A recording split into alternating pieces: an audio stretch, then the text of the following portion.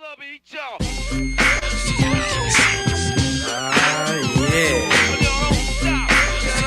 Sound good to me. This sound hard, something funky people gon' dance to. Give the record a second and a chance to. Hitting people like a scene of amazement. While they slipping back, my feet just planted in the pavement. Crumble like I never do. So now I'm looking dead at you. What are you gonna do?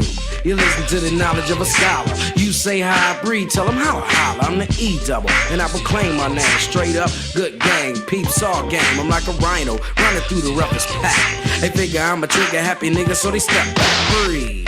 The microphone is who lasts the longest, and who's the strongest. It ain't a game, it's plain to see. You listen to the sounds of breathe. There ain't no future in your front.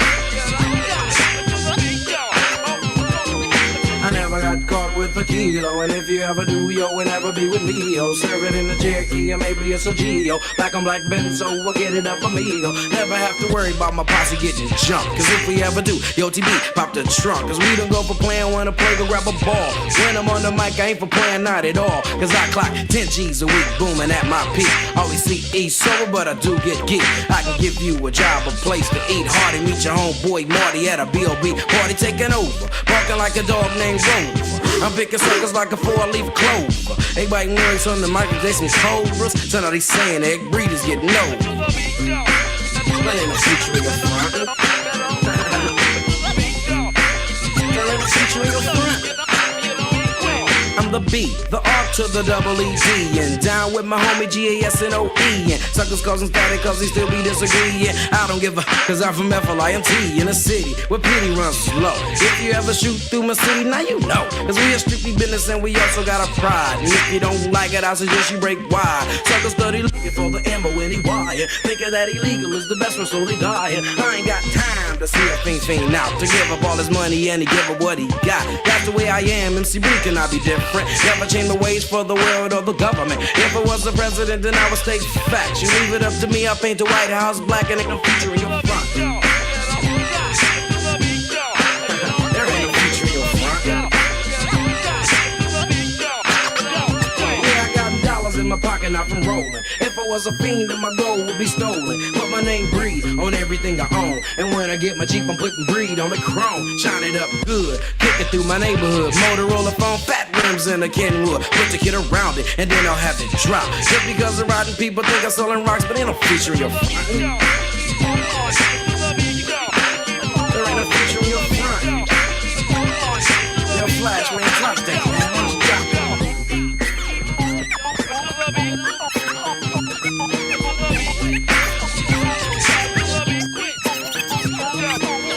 To the rules of the world. Live my life raw cause I never liked the law. Wear top 10s on my ass, use jeans. Selling big gates and tit for tat to the fiends. Cock much dollars but I never break a sweat. Time to move out, my posse saying, you got my back and I got yours. What time is it? Tear down the door. It ain't no future in your front. Never was, cuz. There ain't no future in your front. Yo, man, let's start this party up, right? Kick out that fat dance.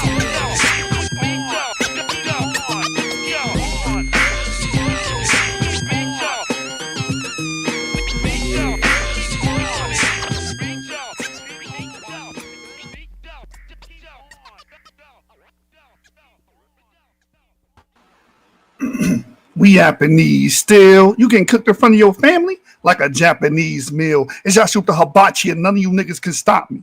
But can't help but watch me. So look, bro. We back again. We back again, man. I can't wait till February the 1st. I can't wait till the 1st of February. I can't wait till the month of February. I'm like, oh man, he's excited for Black History Month. The ironies of ironies, they're going to release all the new data on ancient Egypt in the beginning of February or within the month of February. And what's going to happen is I'm going to be able to come on here and read a lot of the information and disseminate a lot of the information with my audience and share the information while all the disciples of DIOP, all the disciples of Obenga, all the disciples of James Smalls and Dr. Ben are watching and crying their eyes out because ancient Egypt is not what you thought it was. And the findings are not reflecting what you thought it was. It is not a haven of African American ancestry, at least not in the sense you guys were fooled into believing and taught by these damn snake oil salesmen like Auntie DIOP and Old Benga and Ivan Van Sertima. All these guys were snake oil salesmen, and all they were doing was reversing Eurocentrism, and they come up with Afrocentricity and all these arguments of oh, we came first and our ancestors built this and this is where black people come from, blah blah blah blah blah. And just to say black people are great, I mean, there's other ways to do that. They were just trying to compete with racist white people and reverse what they were saying. And I know like Dr. Reggie's of the world and stuff of that nature.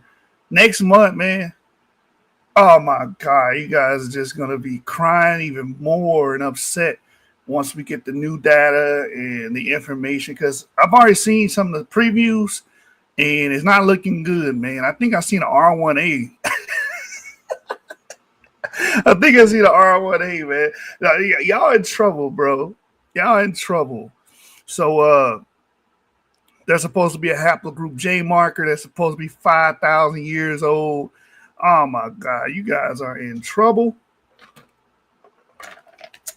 Oh no, they're biased. They're not using Upper Egyptian DNA. Yes, they are. The paper that came out last year was dealing with Upper Egyptians, and they're still majority Eurasian. I don't know why y'all think it'll be anything else. All the papers that we've been, privy to with the ancient Northeast Africans have shown a climb or gene flow event from Eurasians going as far as Kenya and Tanzania. So if they're getting as far as Kenya and Tanzania, how do they get there? They're going across Egypt. They got to migrate through Egypt. That's the entry point. And we've been knowing this for years, even before the advent of DNA, because we know wheat and barley comes from the Levant. It comes from the Middle East. So once we start seeing wheat and barley going to Egypt, I mean, it's a wrap. It's a wrap. So we know Eurasians dumped into Africa, and ancient Egypt is nothing but a testament to that. And the more they dig up these bodies and exhume these bodies instead of the DNA, the more apparent that becomes. And you guys say, oh no, it's a ploy by the white man. They trying to trick us into believing that. No, they have no stake in this. They're just revealing this DNA. See, you guys don't say that shit when they came out and said Ramesses was E1B1A and his son was E1B1A. You don't say that shit when they do facial reconstructions like they did of the 2,700-year-old mommy and it came out looking Sudanese. You only say it when the results don't fit your doctrine. And that's the problem. I'm trying to get people to break away from that, to break away from your worldview and just allow reality to be reality. Accept the results as is. Who cares if it doesn't fit your master teacher's teachings or DIOP's teachings or anybody's teachings? We don't give a damn. Science is about progression. Y'all about stagnation because y'all want to hold on to shit that was taught in the 60s and the 70s. And that's the ultimate issue here. That's the crux of the issue. You want to hold on to shit that was taught 50, 60 years ago in response to Eurocentric racism, instead of just saying, hey, it is what it is. The oldest DNA that we got in these regions, from the kings to the mummies, everything that has been available so far has pointed towards a Eurasian direction. Even the Sudanese, the northern Sudanese sample, because the whole thing is, the more south you get. So if you get to Upper Egypt, it's supposed to be more sub-Saharan, but we're not seeing that. The data is not reflecting that. And where all these people that was talking that shit, where y'all at now? Why y'all not popping it now? Because the data is not reflecting on any of those things y'all was saying. And that's the issue we got in this community. Nobody knows how to concede. They don't know how to concede points. What happens is They get proven wrong or shown contrarian evidence, and they just continue to believe the bullshit they believe anyway. They double down and triple down. Look at these channels, Teo Ministries. Look at everybody on Sinetta. They don't stop. It should stop when the evidence is provided. That's how science progresses. Once we see the evidence, okay, does this go against my initial theory, my initial hypothesis? All right, so it's going against my initial hypothesis, so let me discard my hypothesis. No, they don't do that. They want to hold on to it, hold on for dear life. And that's the issue. So we're going to go over a video today. We're going to go over some papers. I'm going to read some things to you guys, some studies. But before we even get into that, let's just talk about DIOP for a minute. I won't be too long. I'm going to go to the Oxford Handbook of Egyptology. They don't waste too many words on this clown. And the reason why there's not much to really say about him, because he didn't do anything pivotal as far as provide anything of substance to the field of Egyptology. All he did was make an argument to approve of a race diffusion model, right? And this is why he doesn't get too many words by these scholars, because it's like, what else is there to talk about here? You know what I'm saying? What else is there to talk about with DIOP? And maybe somebody in the chat can tell me something that he did that's noteworthy. But most of his work, most of his arguments was to just try to prove this race diffusion thing. If I say black people are here, then therefore I'm saying my ancestors are, our black ancestors came from there, and Bantus came, all type of crazy nonsense. And we hear it being, these echoes being sent to, these sentiments being echoed today. We hear it.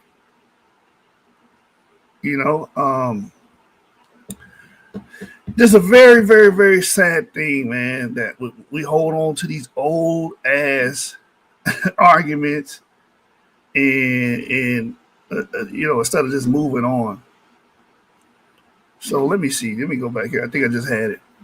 All right, so I'm going to share my screen. We're going to read this. We're going to go over this real quick, and then we're going to get into the video. Peace to everybody that's coming in. Peace to Sean. Peace to Big Chief, Prince Vision, Azar Yahoo. Peace to all y'all, man. Let's get it. So I'm going to open that book up. Let me see. Where is it at?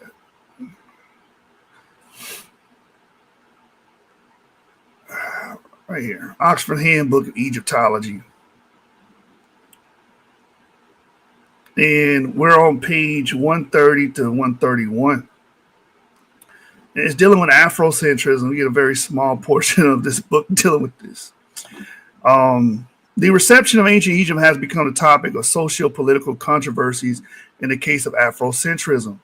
One of the 8 volumes of Encounters with Ancient Egypt is in fact dedicated to this topic. In an attempt to prove that ancient Egypt was a black culture in the origin of Western civilization, many authors quote texts from the History of Reception. In 1789, John Morant gave a speech in the First Lodge of Afro-Americans, referring to Egypt and Africa as the origin of Freemasonry and humanity. He referred to Egypt and Freemasonry in order to argue against racial abuse. And that's a lot of this stuff is coming from, man. A lot of this is coming from white, racist, rednecks of the past that were saying all these awful things about Africans. And a lot of it was to justify the abuse and justify slavery. And what did black people do? They started to take these things and say, actually, the opposite is true. They just reversed it. Actually, your pale ass is the devil. Actually, you are the son of Cain. And actually, you are Esau. All these things, just flip these things. All you did was flip these things. Well, most people that understand it, they be like, it was a reaction. And we have to understand it was a reaction. None of this stuff is built on any factual basis. It's just a nana and a boo-boo tactic. You know what I'm saying? I know you are, but what am I a tactic? That's all this is. We keep reading. It says in the late 18th and 19th centuries, this was the exception rather than the rule. The most dominant concept of Egypt within the discussion of slavery was the idea of release from Egypt as the house of bondage and the identification of blacks with the Israelites in Egypt. Nevertheless, some authors were fighting for abolitionism, referring to Egypt as the Black African origin of culture. In the 20th century, this movement became powerful in the course of post-colonialism and the Black Power movement. Some authors only wanted to show that Black culture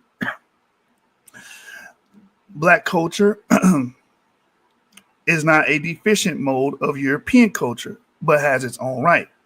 Egypt played a major role for these authors in trying to prove that Western culture is only the offspring of Black African culture that first flourished in ancient Egypt. So again, they just reversed it, right? Racist whites were saying Black people get their culture ultimately it's a degenerate version of what we give them. And then it was like, no, it's the opposite. That's all, like I'm saying, they're just playing childlike games at this point. So now we get Sheikh Anta Diop. Sheikh Anta Diop understood Egypt as a Black African culture that should not be comprehended as part of the Mediterranean world, but in the nexus of African cultures. You see what he did there, right? He was like, let's cut all the other shit out. Let's cut the Mediterranean out. Let's cut out its connections to everything else and say, no, it's more connected to, really, they're talking about sub-Saharan Africa here. Much more radical was George Granville Munter James when he claimed that the Western culture was not only the offspring of Black Egypt, but was also neglected in this relationship. With his battle yelled Stolen Legacy, James, y'all know about that book, Stolen Legacy. We hear about every time you go on side, it's a nigga on there talking about Stolen Legacy. Have you read Stolen Legacy?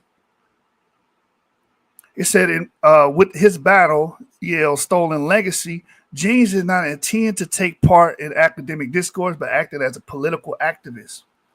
With Martin Bernard's Black Athena, this discussion became part of the discourse of the humanities. Like his many predecessors, he is reading the text from the history of reception like factual reports without any historical critical contextualization. That's what most of these dudes do.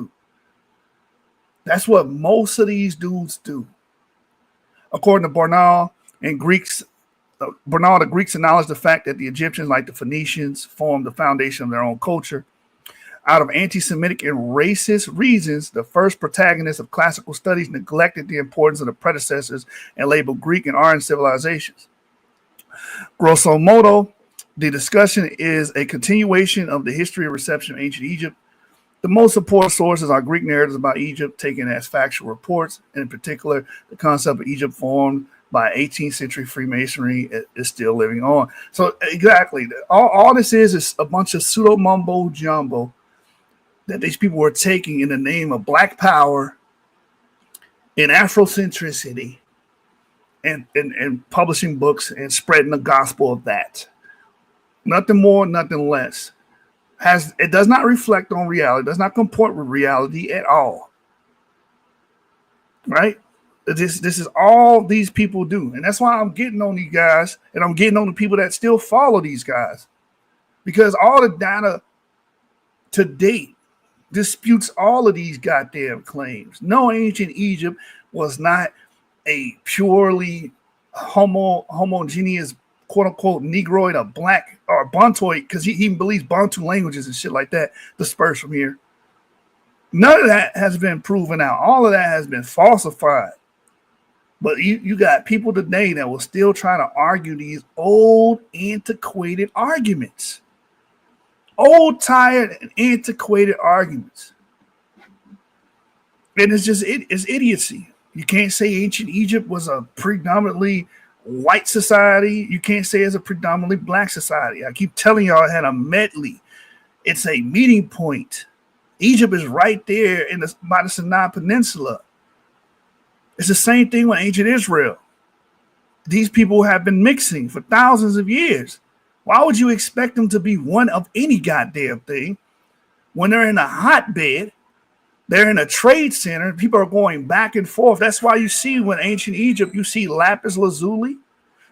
That's coming all the way from Afghanistan. And then you see obsidian, which is coming from Ethiopia, the Horn of Africa. So we're talking about a land that is high trafficked. A land that is seeing a lot of people going in and out of it. A lot of upheavals, a lot of people moving in, a lot of people moving out, a lot of migration, especially after the Sahara drying up. So why the hell would you come with this homogenous model or this idea that it has to be all one of any damn thing is the crazy thing about it. Because even when we talk about it being highly Eurasian, we never neglect that there were sub-Saharans there. I've done videos after video discussing the proof that you do have A markers, B markers, E1, B1A markers, typical sub-Saharan clades there. L0 markers, we discussed that before.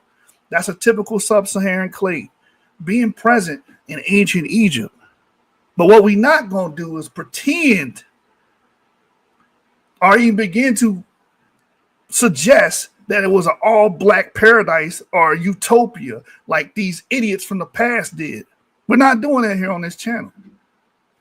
So y'all just going to have to get used to it. We're going to deal with the evidence. Let me point out something else here in this book before we move forward and watch this video. Because one thing you're going to do on my channel, one thing you're going to do, you're going to learn something.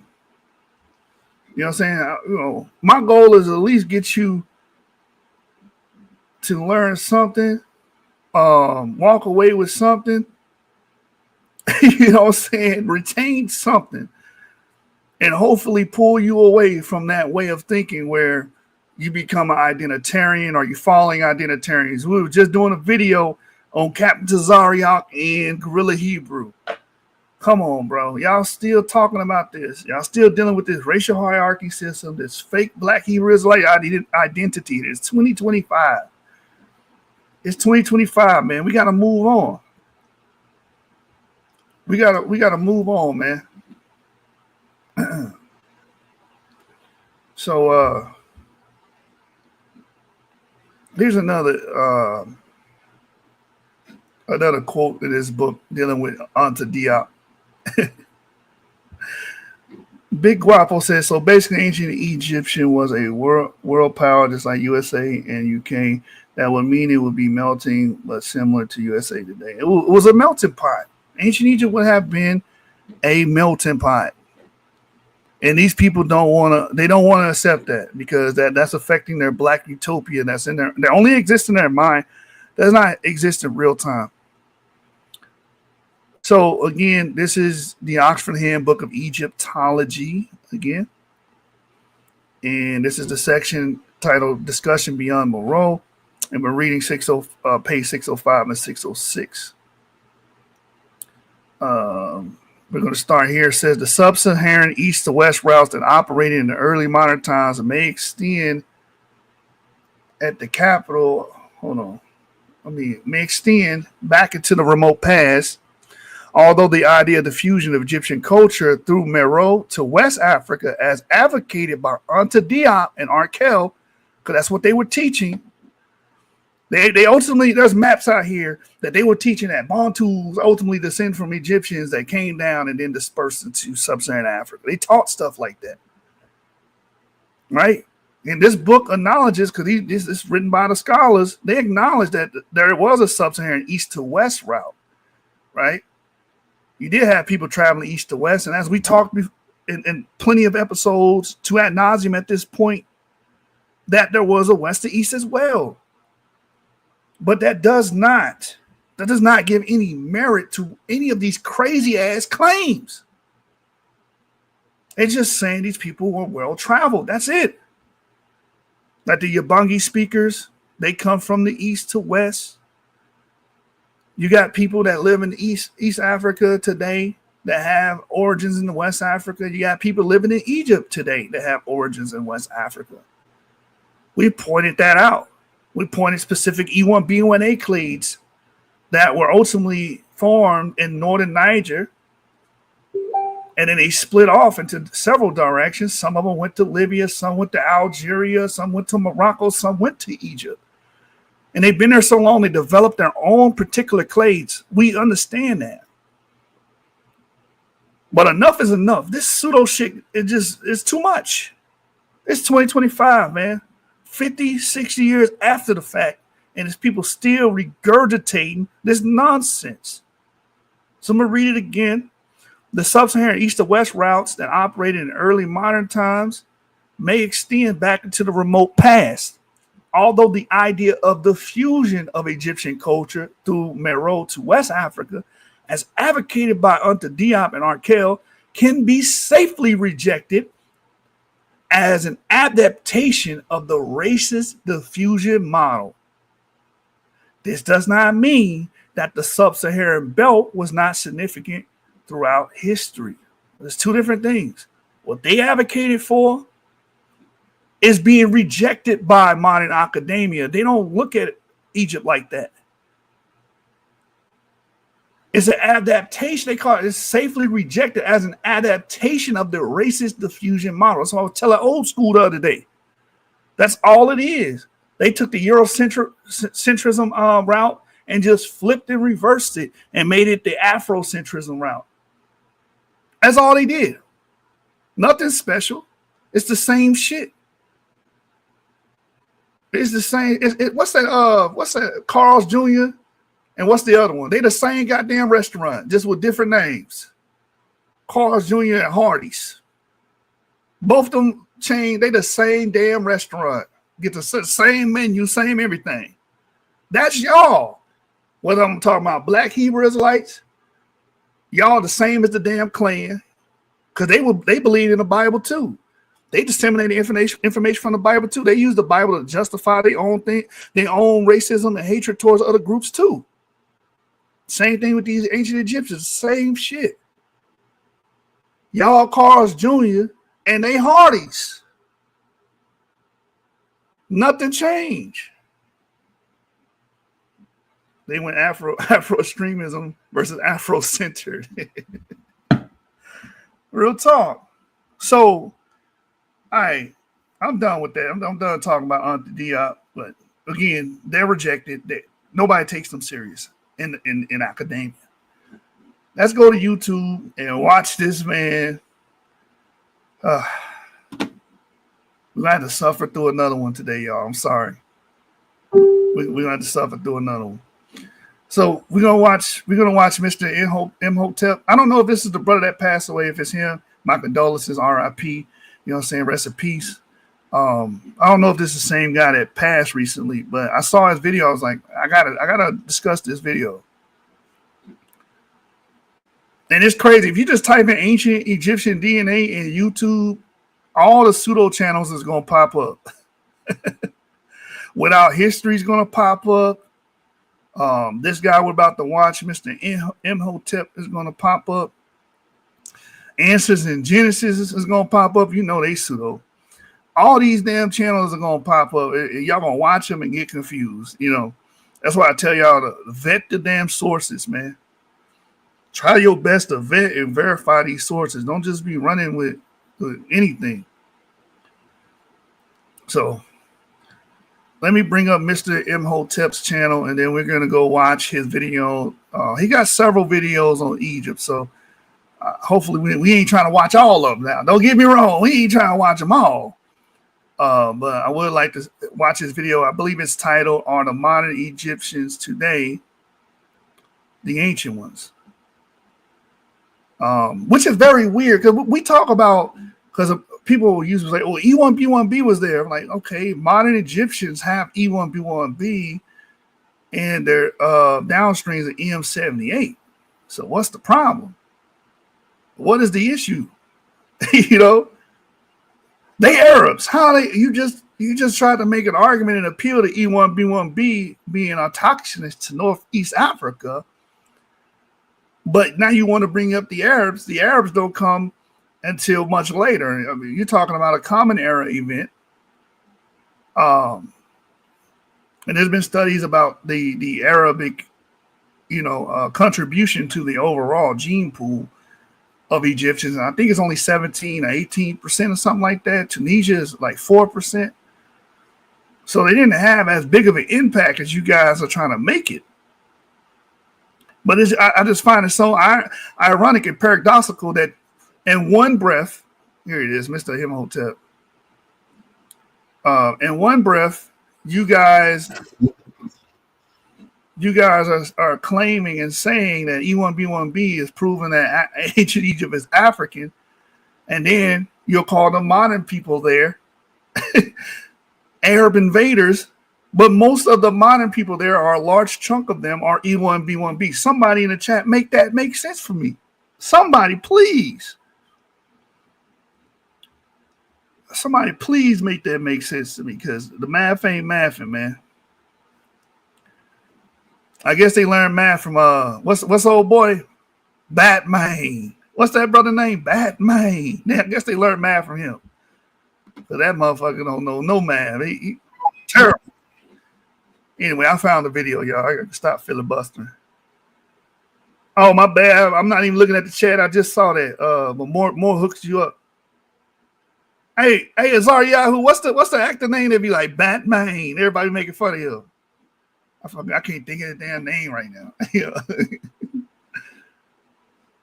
But he was doing some pseudo math and shit. Maybe that's the math they talking about. You remember when ancient Egypt, these Kemet brothers and shit on Sinai were talking about some supreme mathematics? Maybe they talk about that mathematics, God body mathematics. He ain't talking about traditional, conventional mathematics. But the damn show ain't making no sense. But we are covered under the Copyright 107 Act, fair use. So we're able to give our critiques and commentary of the following material. While the video is being played, there is going to be a fair use banner displayed on the bottom of the screen. We got Sean in the building. What's going on, G? And I know my way home. Peace to the chat. Peace to everybody listening. Yeah, I'm just happy that we keep beating on this same topic.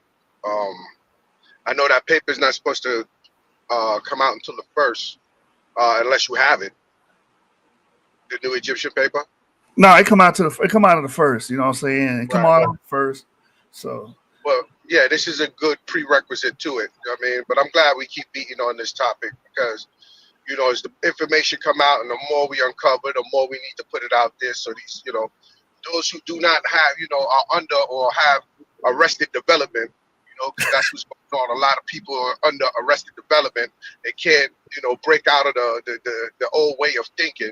They can't, their mind can't develop any further than what it is, when it comes to these topics. Like, they don't want to let go of these old things, these old tropes and, old lessons that, these older cats used to put out, back in the 70s and 80s, even the 90s, So I'm glad we harping on it. But go ahead. I want you to go ahead and put the video on. Hey, you didn't say the magic word, man. Original man doctrine. Original man doctrine, baby. Facts. Original man doctrine. Egyptians, the direct descendants of the ancient ones? In the last decade, the question of ancient Egyptians' ancestry has gained significant attention, sparking debates and capturing headlines. Advancements in genetic technology have been crucial in unraveling this mystery and adding a new perspective to our knowledge of this ancient civilization. Within this dynamic landscape, groundbreaking studies have emerged, reshaping our perception of the origins of the ancient Egyptians. 2012 DNA Tribes. In January 2012, DNA Tribes conducted the first significant study that reverberated across the globe. Kind of low. Is it? It's loud on my end. Hey, in the chat, put a 1 in the chat if y'all can hear the video. Put a 2 if you can't. I'm gonna turn it up as much as I can. It's loud on my end. Put a 1 in the chat. I'm driving, so it could be me. Can you hear me? Yeah, I can hear you. Okay. It's a little low. It sounds a little lower than you, though. Okay. All right. I turned it up. Somebody said that Mr. Black Tassie said that they can hear it. So. Okay. All right. All right. I'm gonna try again. Let's see. Their meticulous analysis of mummies from the 18th dynasty unveiled a startling connection to Central and West Africans. The revelation was further substantiated when in 2020, their Y chromosome was examined, revealing an affiliation with the ARB1B haplogroup, which has its roots in West Asia and is today the most common in Western Europe. But contrary to what has been spread, both results are not incompatible, since ARB1B is still present Hey everyone, I'm Chef Scott. And I'm Lorena, an HEB dietitian. Today we're going to make an HEB dietitian approved in Africa, notably among Central Africans in Chad and Cameroon. It has been present in Africa since prehistoric times as a test. So y'all see what he did there, right? The brother basically is looking at R1 V88, and they always do this because they found out that Akhenaten, King Tut, and basically 18 dynasty kings all had R1B for the most part, right? So instead of just sitting with that and accepting that, what people have been doing is saying, well, actually, it's RV88. So if I say it's RV88, that automatically makes King Tut, Akhenaten, and all those guys Central and West Africans. We got to start teaching these things properly. There's no proof that they were V88. Let's just get that out there. There's nothing that suggests that they were. That's just people, Afrocentrix, running to that because they want this Central West African thing, the fusion model, to still stick, which is just idiotic. And even if they were V88, that doesn't necessarily mean they're the same V88 that most West Central Africans have. And I'm going to show you that. We got to teach it. This is why we got to keep recapitulating, because obviously you guys don't understand. It's the same thing. Like, oh, Ramesses, he has EM2. We don't know what branch of EM2 that he has. We don't know. Matter of fact, we don't even know if he has M2. We just know, according to that paper, according to Yahya Gad, that he's V38. That's all we know. We don't know what specific branch he came from. We don't know if he's his own split of V38. We don't know. And instead of just jumping all over the place and just going straight to a West Central African lineage, doesn't make any sense. So I want to show you guys. We're going to go from the video from this point and just debunk this thing. We're going to walk through this on why this is problematic. Trying to throw the V88 card out there on them. But just like the brother said, haplogroup R is usually associated with Central and West Asia. As you guys see on the screen from Family Tree DNA, we're looking at the migration maps. Haplogroup R is believed to arise somewhere in Central Asia, which just pretty much blows everything out the water. Because once you accept this, once you understand this, now you know that these ancient Egyptian kings ultimately have an origin outside of Africa. And that's what's killing y'all right now. That's what's killing you Africanists so much. Because even when you invoke RV88, you know you're invoking Europeans in origin. You know you're invoking Eurasians. You know that, right? They ultimately originate outside the continent. So running the V88 doesn't help your cause at all. So I'm going to go to Diatanasio's paper here and just give you an example of some of these samples. So you got a lot of V88 here. Of course, you got a lot of it in West and Central Africa. Most of y'all should know that by now. But we got Cameroon, Benin, Chad, for the most part. But what about these other V88 clades here?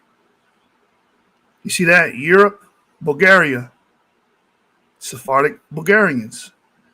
You have V88 Northern African Algeria amongst the Mozabite Berbers. Another Berber sect in Morocco, you see V88. And look, where do we see it at? In Egypt. You see it in northern Egypt as well. I'm not sure. I'm sorry, I mean to cut you off, but on the screen, I don't know what you're trying to show, but it's blank. All right, so can y'all see my screen in the chat? Let me blow it up. We can see the screen, but it's not like we see the there's no data on it. It's just a white and gray screen. Can anybody see any legible text on my screen? Just type a 1 in the chat if you can. Type a 2 if you can't. Because on my side, I can see everything. So I'm just trying to make sure the viewers at home can see it.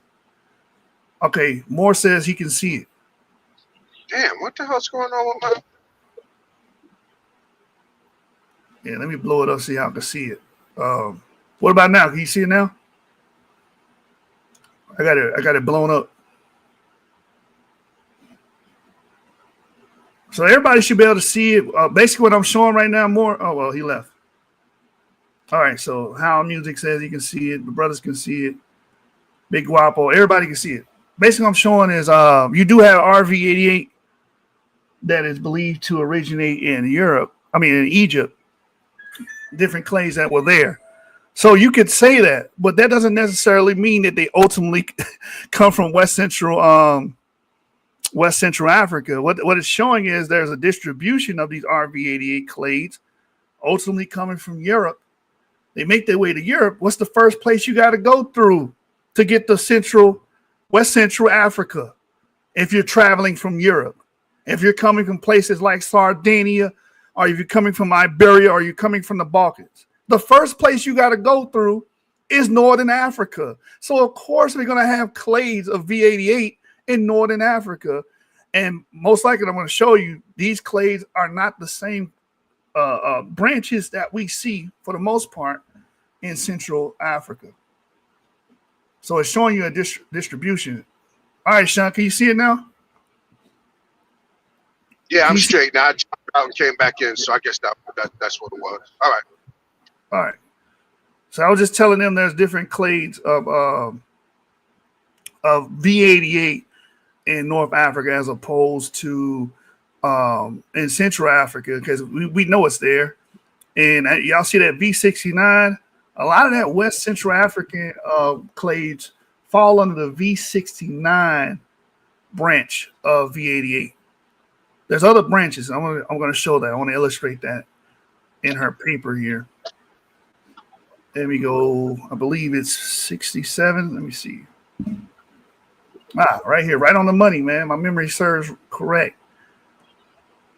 So, among the 4 trans-Saharan haplogroups, RB88 was one with a less structured internal topology, and its lineages did not show any clear geographic pattern.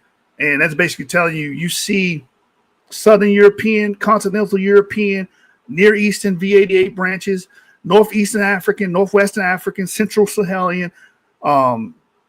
You see most of it. You see most of it with V88, right? So we're going to get down to the clades here. It says, considering the star-like structure of this clade, we decided to genotype at least one marker for each of the 4 most basal clades, which were branches 230, 231, 232, and 233. Within branch 233, which formed another star-like structure, we decided to focus on the sub-haplogroups composed of more than one subject, which we added to other internal lineages. And this is the V88 family and all the branches that come from it. So the genotype results enhance RV88 features highlighted by the NGS data. However, although this haplogroup maintained a poorly differentiated geographic pattern, it was possible to note some peculiarities. First of all, RB88 was mainly an African clade, and this is what most people focus on. When people hear V88, the first thing they think of is the people of Chad, people of Cameroon. The first thing they think of. They don't know about these other clades, and that's why I'm taking my time to walk y'all through it. Because even if y'all was to say Akhenaten and King Tut, they were all V88, that does not necessarily mean they come from the African clade. It says, but it had 2 basal internal lineages, RM18 and V35, which were restricted to Southern Europe. And this is probably where they come from. Basal means first, early, at the base. This is most likely where they come from, Europe. More specifically, Sardinia. And shows before, we showed you the old clades and the clade that is ancestral to all of these African clades. We showed you it in Iberia and in Sardinia. That's where we see it at, Southern Europe. All African subjects belong to RV4963 subclade, which also included the non-African RV4453 clade. RV1944 was the first RV88 subhaplogroup restricted to the African continent, and it harbored most of the RV88 subjects. The ages of the nodes joining Northern African sub-Saharan lineages fell in a time frame of 8,000 to 5,000 years ago. So basically, that's just saying at one point there, and within the last 8 to 5,000 years ago, they were together. Then they split during that time period. Now you got the Northern African branches and the Sub-Saharan African branches. If y'all follow me, hopefully y'all follow me, man, because a lot of y'all gonna get mystified about V88, and these people gonna tell you, oh, all I gotta do is tell you V88's in Africa, in Egypt, and it automatically means they come from people from Chad. No, it don't work that way. They all were once together at one point in Europe. They make their way to Northern Africa and they split. Okay, so purple. Let me shrink this real quick. You about to say something, Shana? Yeah, I was just going to say, basically what you're saying is R is Eurasian, period. Like, I mean, we want to cut to the chase. Like, you know what I mean? It's there are clades that ended up in Africa, North Africa, and Sub-Saharan Africa, but its R is European. I mean, it's Eurasian. So yeah, so ultimately it's gonna be European, man. right. And you have some clades that went south into Central Sahel and developed their own particular clades. Those are the African clades of V88. And then you got some that stayed north. If King Tut and Akhenaten are actually V88, it's more likely and more probable that it's going to be of the northern variation. This is the same conversation we had about EM2. If Ramesses is EM2, he's more likely going to be one of those restricted EM2 clades that stay, because he's too old. He's 3,000 years old. So it has to be one of those E1B1A clades, for the most part, that stayed in those regions. It's more likely for him to have that clade than the Sub-Saharan African variations of the clade. That's what I'm trying to point out to these brothers. Because, again, y'all just hear the clade, y'all hear the base clade, M2 or V88, and y'all go crazy and think, oh, this means that these are West Central Africans. No, it doesn't.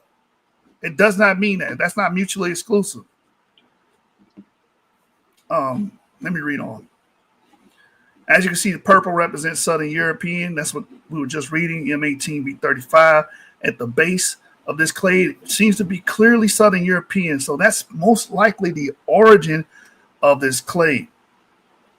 And then you see the orange, that's the Central Sahelian.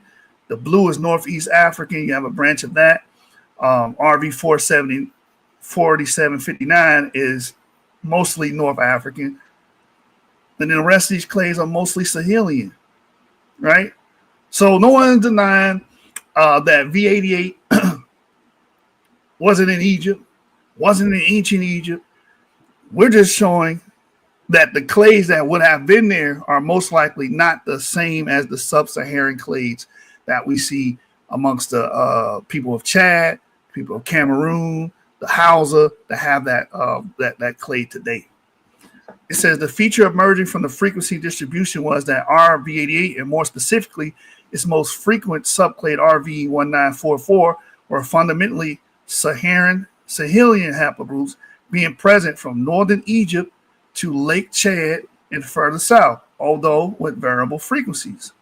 Within RV1944, RV6994 reached its maximum in Central Sahel, while its main sister clade V516 showed a dual distribution. In fact, its frequencies are more than 80% in Cameroon and Chad, while it's found to be more widespread but much less frequent in Northeast Africa at about 5%. This geographic pattern is mainly due to its internal lineage V69. The sister clade of V69, namely V5781, is restricted to the Odimi or Waldimi people in northern Cameroon.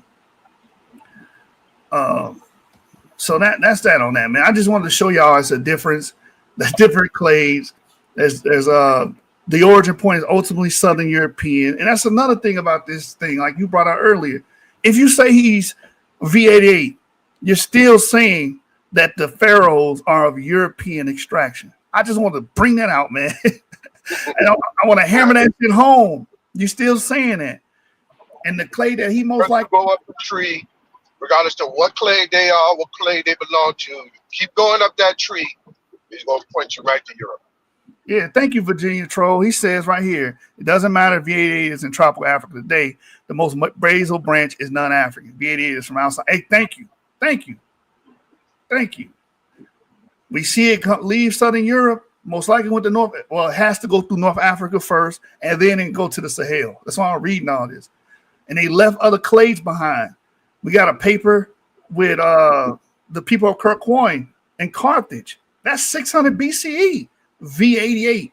And it's not the same clade that a lot of these people in Chad have. As we can see, we see the Sub-Saharan African clade at an 80% clip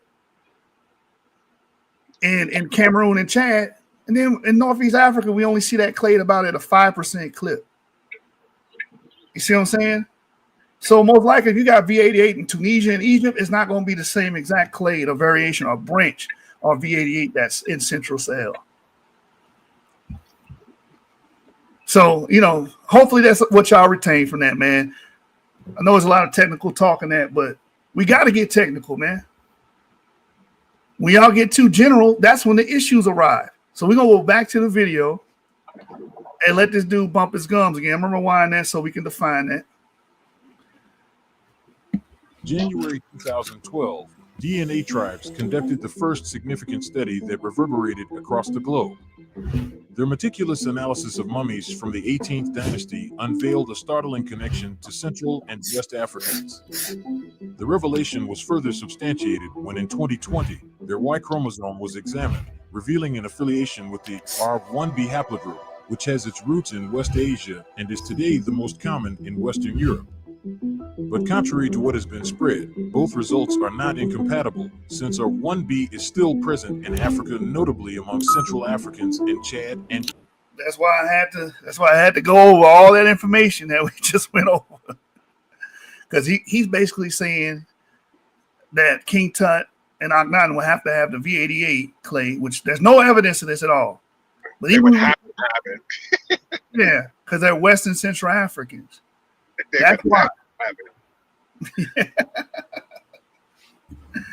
So he's saying that to say that they have to have it to be compatible with the West African DNA that was found there, allegedly, right?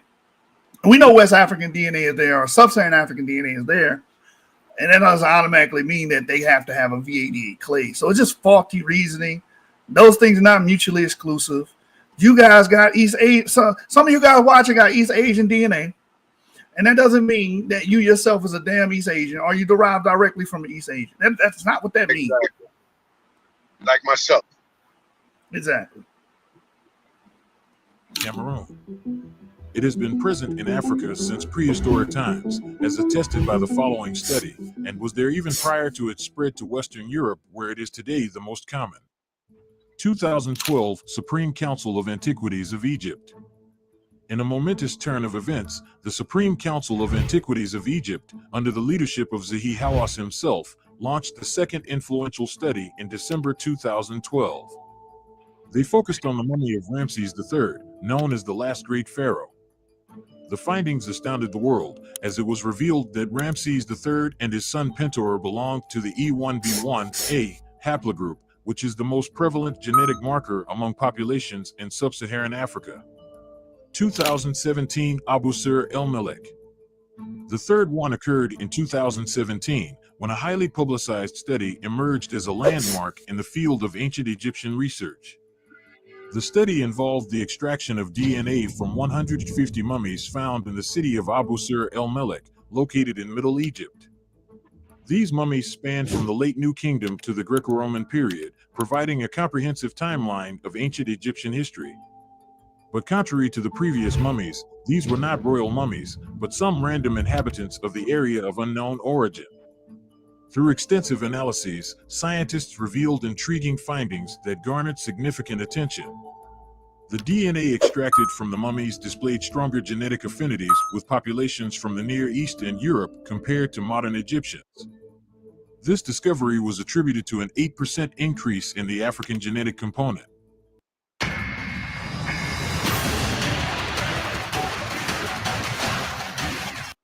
Since its publication, This study has been widely referenced by mainstream media and the majority of experts as a definitive answer to the ethnicity of the ancient Egyptians. 2010 Adima. Interestingly, it is essential to note a less publicized yet equally or probably more significant fourth study. Conducted in 2010, this study focused on the necropolis. So y'all notice that, like most people, they just dismissed that 2017 paper. And the reason why they dismissed the paper, one reason is they say, oh, it doesn't study Upper Egyptians, okay? It studies Middle Egyptians, fine. Before the argument was, we only know the royal mummies. Oh, now we got some random damn mummies. That ain't good enough. And they just don't like the fact that the paper says that the autosomal profile of those three Egyptians they were able to get nuclear DNA from pretty much matches modern autosomal Egyptians profiles, where you get like an 80% Eurasian clip and 20% of everything else, including sub-Saharan African.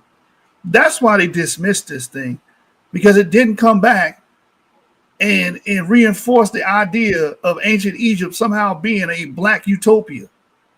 That's why it's being dismissed.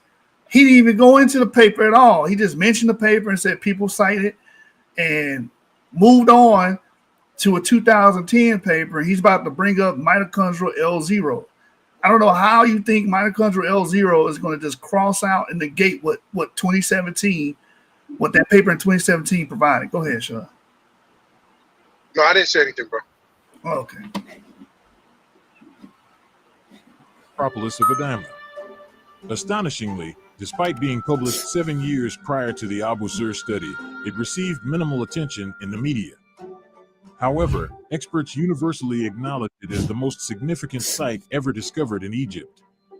The researchers found that the populations of Adama belonged to the L0F haplogroup, which is the most prevalent among the Khoisan populations residing in sub-Saharan Africa.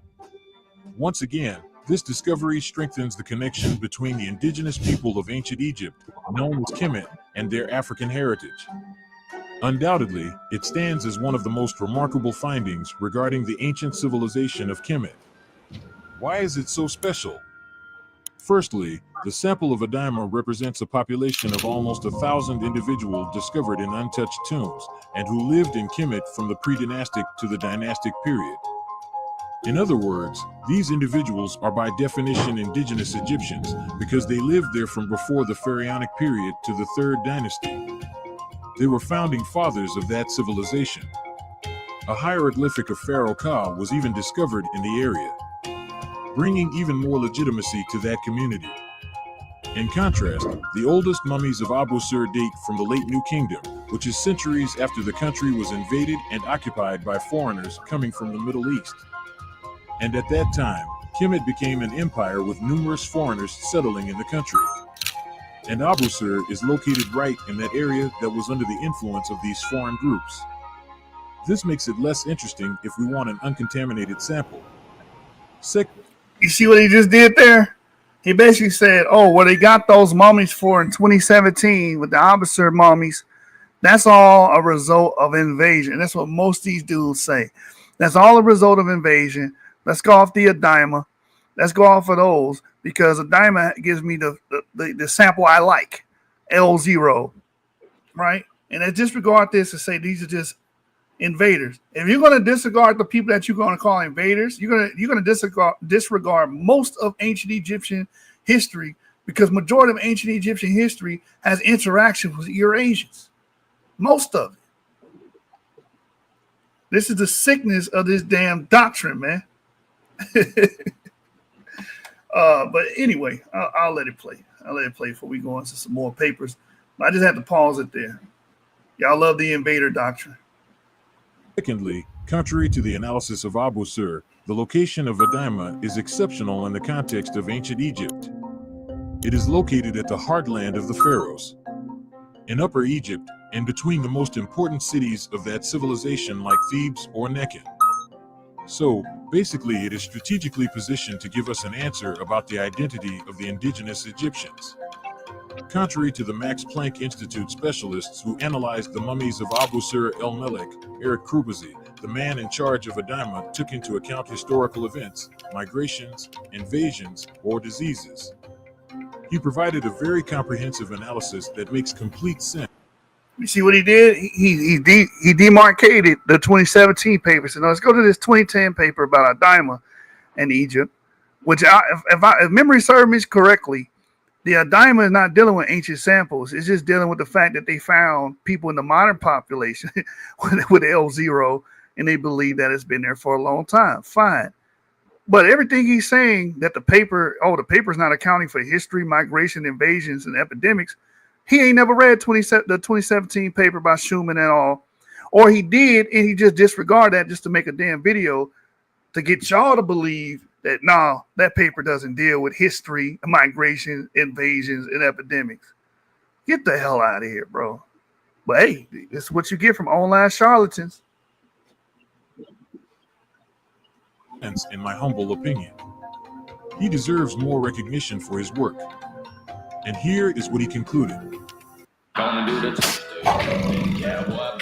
sweetheart and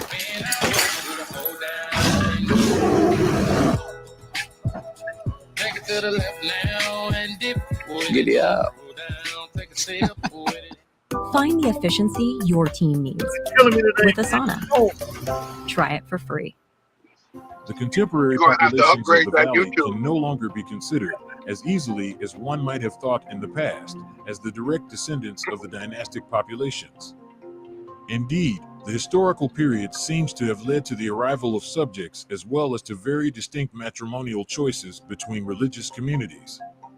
As for the populations of the past, important evolutions seem to have taken place at the end of the Neolithic, between the pre-dynastic and the dynastic periods, and during the Roman and Greek eras. If for the latter two, the melting pot of cities such as Alexandria seems easy to evoke, for the others the reasons remain unknown, even if phenomena such as tuberculosis and epidemic phase demonstrated in Adama must have been important selection and evolution factors. In other words, modern Egyptians can't be considered direct descendants of the ancient populations because there have been too many events that impacted the population in the area in ways that completely changed lineages. So here's another fallacy. Here's another one. The invaders came in and completely washed out the original indigenous African component. Huh? It knocked out the original man component. They knocked out the original man component, man. They knocked it out completely. Boom. They're not there no more. The people there today are Greco-Romans, Arabs, and Turks. Mamluks. Here's the problem with that. I'm going to show y'all real quick. Here's the problem with that. Let me go type in Arab DNA in modern Egyptians. Here's one problem with that.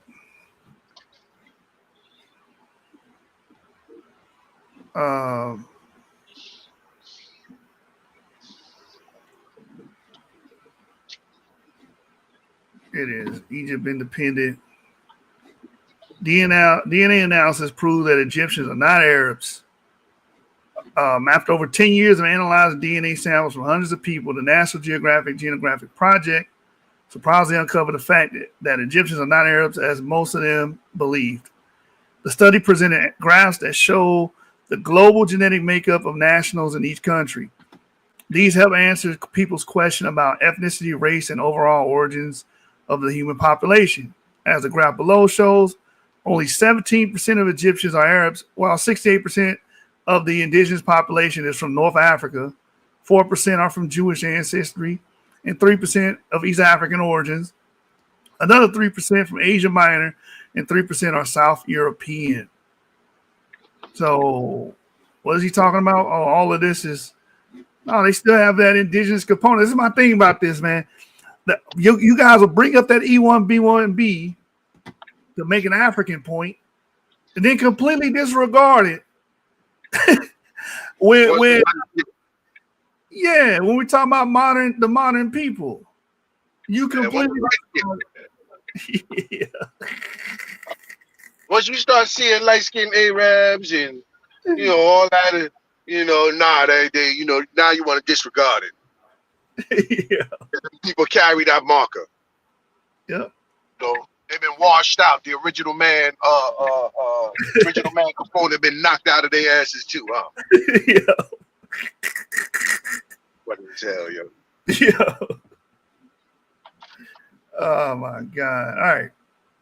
Let's go back to the damn paper, man. I mean, back the video.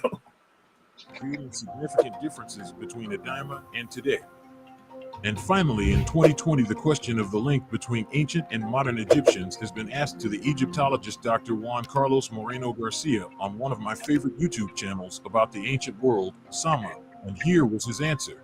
And now, Methodius asked a very controversial question, and that is, are modern Egyptians mostly the same as the ancient Egyptians? And if not, why?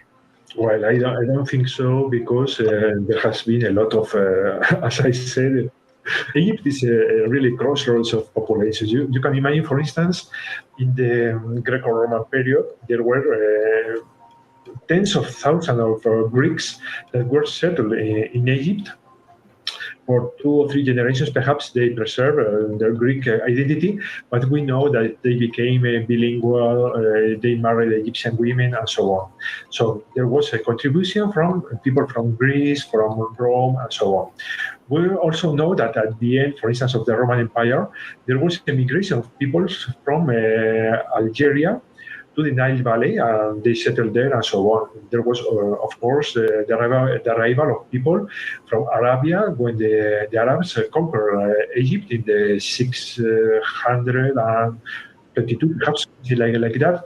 So, and there was a massive arrival of Arabic people. Once again, you heard what he said? Basically, people from Arabia and Algeria came in, and this is a large influx of Arabian people that replaced the original man.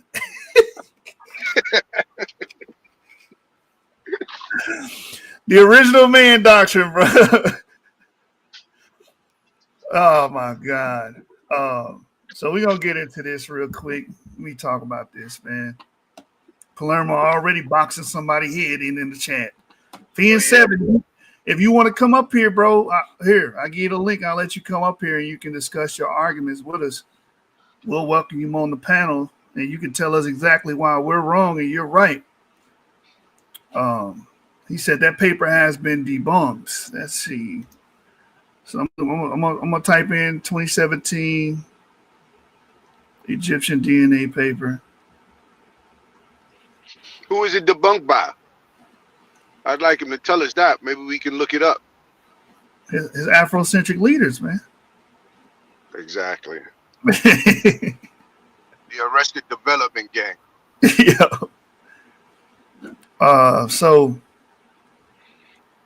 here's the paper here that he's saying is debunked. This paper was also mentioned in the video. He basically said, "Oh, it doesn't cite any history. It doesn't factor in any migrations." Bro, the paper says ancient Egyptian mummy genome suggests an increase sub-Saharan African ancestry in the post-Roman period. So I'm pretty sure it's dealing with migrations. It says Egypt, located on the isthmus of Africa, is an ideal region to study historical population dynamics due to its geographic location and documented interactions with ancient civilizations in Africa, Asia, and Europe. And that's why I was telling y'all earlier, man, y'all expect ancient Egypt to be one thing. And how is it going to be when it's connected? It's right there. It's a hotbed for traffic and trade. Like, why would it be? Anyway, it says, particularly in the first millennium BCE, Egypt endured foreign domination, leading to the growing numbers of foreigners living within its borders, possibly contributing genetically to the local population. And it's doing, the paper in the abstract is doing what the brother said it wasn't going to do, which it doesn't account for migration and all that. Yes, it does. It's in the beginning. You didn't even try. Either you didn't read this or you read it and you just misrepresented it. Both options are bad. It says here we present 90 mitochondrial genomes as well as a genome-wide data set from 3 individuals obtained from 3 Egyptian mummies.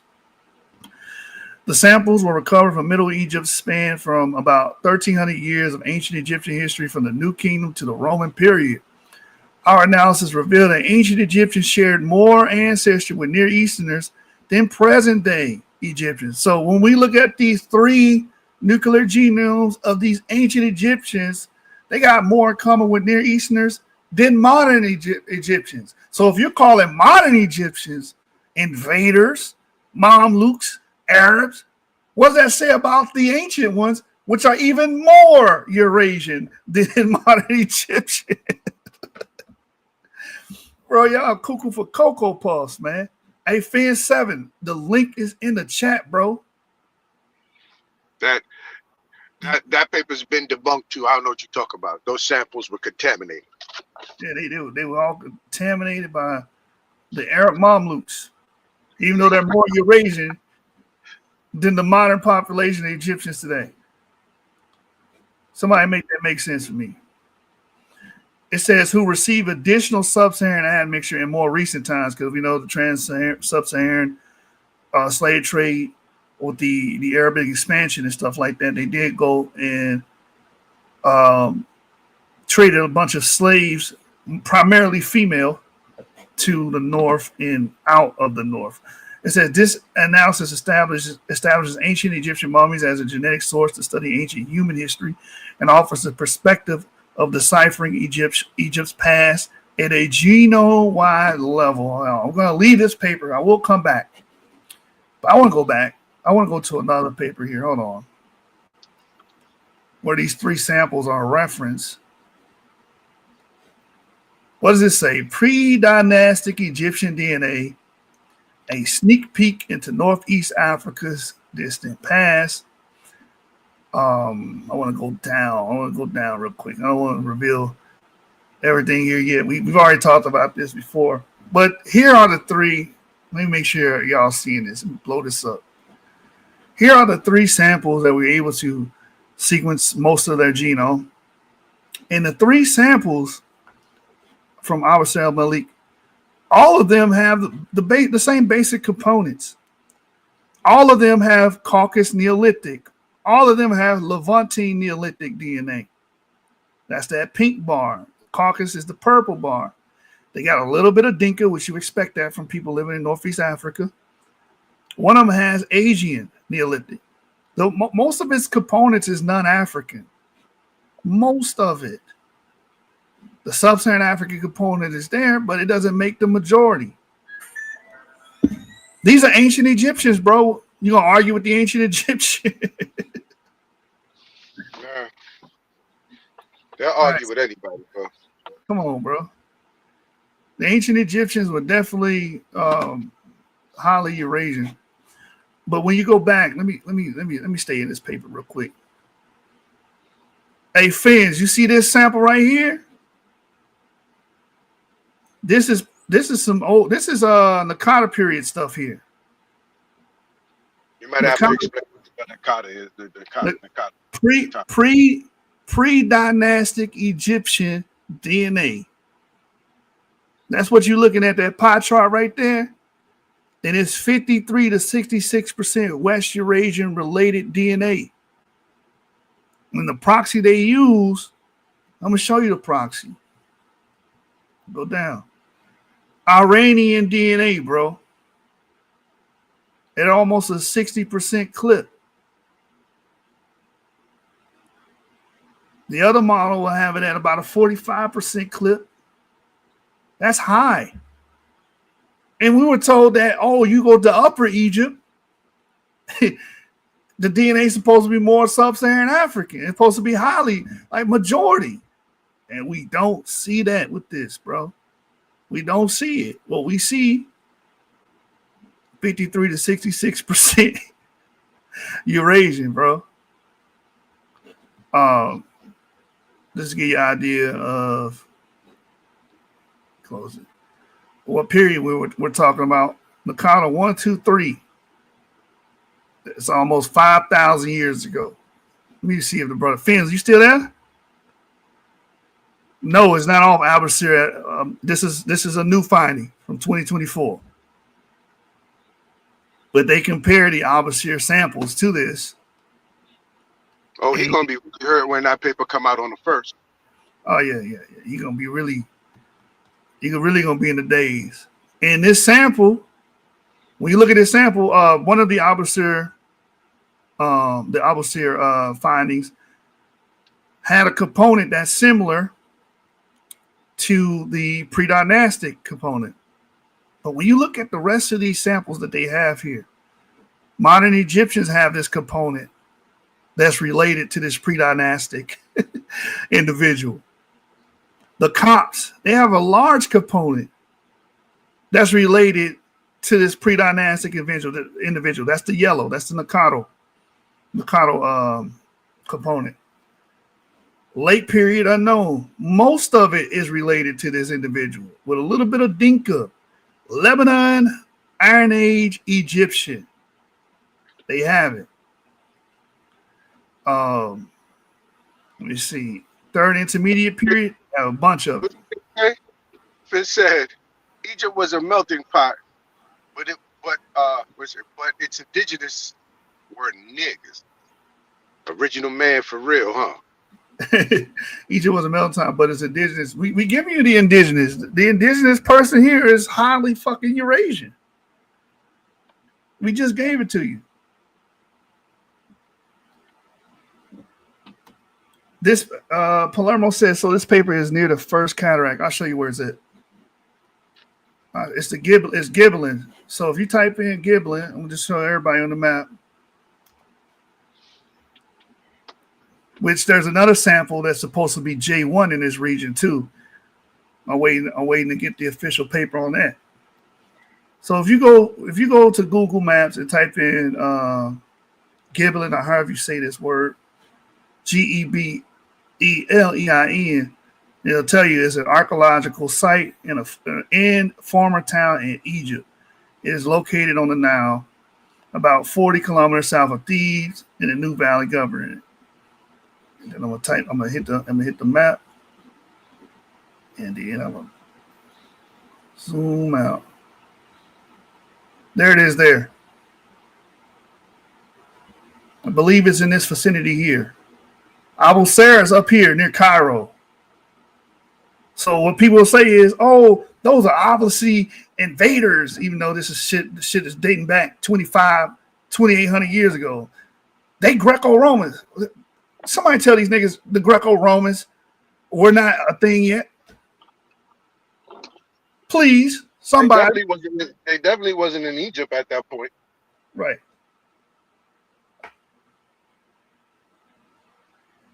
Yeah, it's definitely in Upper Egypt. And whenever we get that sample, you don't have to post links. Just come on and talk what you know. We were the one. Yeah, Just so we speak what you know, and then if you want us to pull something up for you, we can pull it up. Yeah. And guess what? I'm gonna read it for you too. I'll read it. All right. So you want something more southern than that? You want Sudan? Does somebody want Sudan? Because that's more southern, right? Oh, that's not southern enough. We give us Sudan. All right, I give you Sudan. I'm gonna give your ass Sudan. Give your ass Sudan. I guess he doesn't realize that in that area, the Sudan area, in that area, Somaliland and all that, there's a lot of Eurasians down there, highly Eurasian DNA, right. Direct ancestry. Yeah. So this is the biological sexing of a 4,000-year-old Egyptian mummy head to assess potential nuclear DNA recovery from the most damaged and limited forensic specimens. Says here, the high throughput sequencing has been used for a number of years in the field of paleogenomics to facilitate the recovery of small DNA fragments from ancient specimens. Recently, these techniques have also been applied in forensics. They have been used for the recovery of mitochondrial DNA sequences from samples where traditional PCR-based assays fail because of the very short length of endogenous DNA molecules. Here we describe the biological sexing of a 4,000-year-old Egyptian mummy using shotgun sequencing. I'm not going to read all this. I'm going to go down. I want to go all the way down. Okay, so this is going to be about 4,000 years ago. So first intermediate period. I want to get to the juicy stuff here. There's your mommy. Because when they were able to sequence his DNA, this is what they found. Let's see, sample preparation, boom, boom, boom. Go down a bunch of technical jargon. I want to go straight to its affinity. Let me just type that in. Boom, affinity. Palermo said, go to section 3.4. No, he got a paper. Oh, okay. Yeah, he got a paper, but I want to go to the portion here. You know what? Let me do this. I'm gonna be home in a minute, so I'm gonna be able to pull up some papers too, and Yeah, let me do this real quick. Let me go give you a hand. pull up my handy dandy Facebook, and let me go to my group where I posted. Where I posted this, I'm gonna read directly from it because I believe this sample was found in North Sudan, if I'm not mistaken. And the DNA is related to the Levant. Well, I want to actually read it from the paper. If I can get it, man. Damn, we've been posting a lot in our group, bro. Let me see. Type in Sudan, boom. We might have to open another page. Oh, I had the wrong paper. This is the paper here. 4,000. Y'all see this? 4,000-year-old hair from the Middle Nile highlights unusual ancient DNA degradation pattern and potential source of early Eastern Africa pastoralists. And it says figure 4A shows that Sudan Kadruka 1, 4,000 BP, shares the highest genetic affinity with ancient Levantine groups, ancient Northern and East Africans, and modern Africans from Northern Sahara and the Horn of Africa. So even when you go to Sudan with the Kadruka population, these people have a high Levantine affinity. And again, if you know anything about agropastoralism and where it originates from, where it comes from, the diffusion of barley and wheat, sheep and goats, that all comes from Levant. So if you're seeing herders come in, you're seeing people that are used to cultivating those crops. They gotta have the know-how how to do it. So they come from these regions. They're coming into Africa. We see it in the genome. No, it's not 2017 Abasir. I just told you the paper. This was in 2022, and the paper's titled 4,000-Year-Old Hair from the Middle Nile highlights unusual ancient DNA degradation pattern and a potential source of early East African pastoralists. That's what the paper's titled. So that's the paper I wanted to get. The other paper is dealing with the 12th century DNA, which is also up, I believe that's Upper Egypt as well. And I mean the 12th dynasty. And within that 12th dynasty, what haplogroup do we see? We see haplogroup, I believe, H. That's the haplogroup we see in the 12th dynasty. I mean, get a sub-Saharan African out of that, bro. I'm just saying, like, get us up. Like, come on, bro. You gotta stop this shit. Let's look at haplogroup H. It originates outside of Africa, bro. I believe Dravidians have haplogroup H, but we also see haplogroup H in the early Levant in Israel and the PPMB population, the pre-pottery Neolithic population. So we know it was around there. It's the same thing with R. R1B is in Lebanon. It's in the Levant. I don't know why the hell y'all surprised that it's in Egypt. It's in fucking Tunisia 2,600 years ago. Why the fuck are y'all surprised it's in Egypt? None of this should make sense. Egypt is right there. It's connecting to fucking Eurasia. They're going back and forth. Why any of this is surprising? I'm gonna tell you why it's surprising. Because y'all have y'all DIOP lens on. Y'all looking at the world through the DIOP lens. Y'all not looking at the world through the empirical data and the evidence that's being provided. Y'all not doing that. Racial emotionalism. Exactly. Right. Anything as soon as you hear, Eurasians, and you start hearing these certain talking points inside, and you start boiling inside, your chest start to hurt, you start sweating, your palms start sweating, and you want to blurt out some, We's Kings. Yeah. That's it. Y'all need to stop that. It's ridiculous. I remember Biaf was on here saying, no, they not R1B. I said, what haplogroup are they? I already knew what he was going to say. They E1B1A. How the fuck you going to just throw a haplogroup on there that you want it to be? Mm-hmm. Like, come on, bro. Stop that shit. Yeah, man. Shit is crazy, bro. Hold on. Let me where's my, there we go. Family tree DNA. Let me pull this up. The buttress, what I just said, man.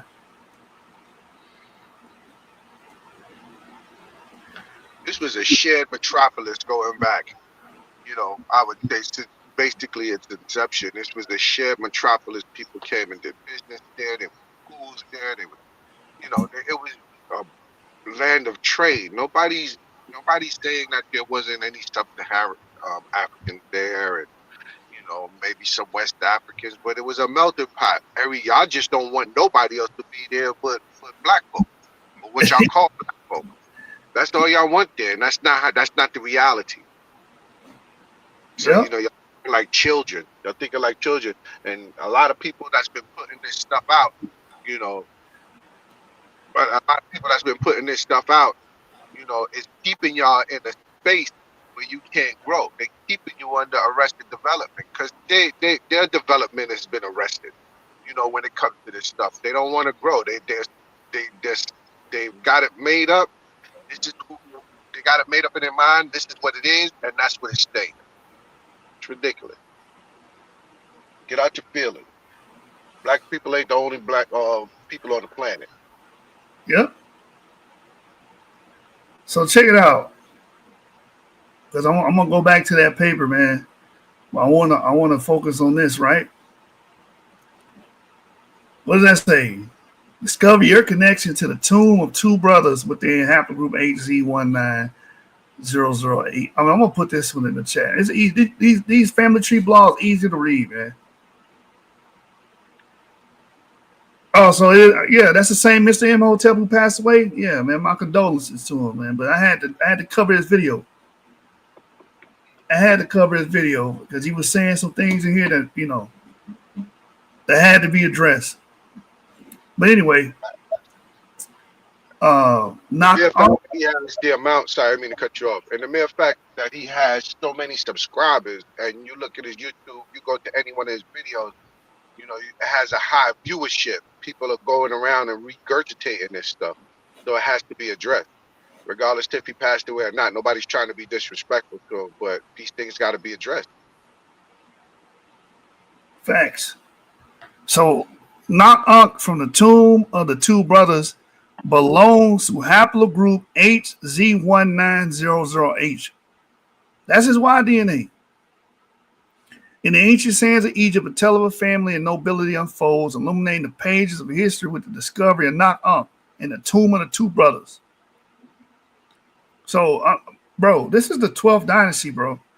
These holograms unearthed in 1907 near Akhmim have gifted us a profound glimpse into the lives of two distinguished men, Nak and Numnak, who graced the 12th dynasty with their presence.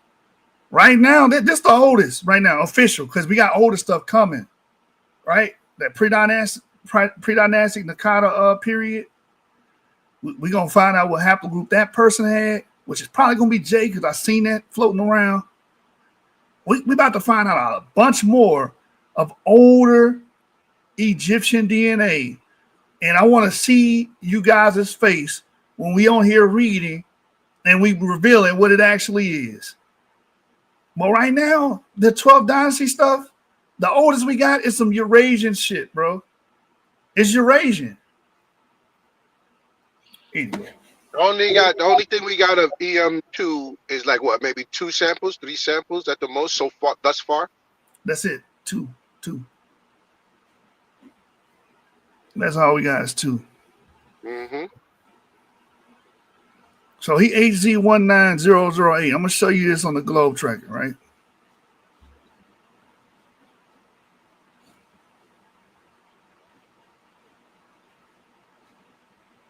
Bro, this dude is Eurasian, man. He Eurasian, bro. Hey, fans.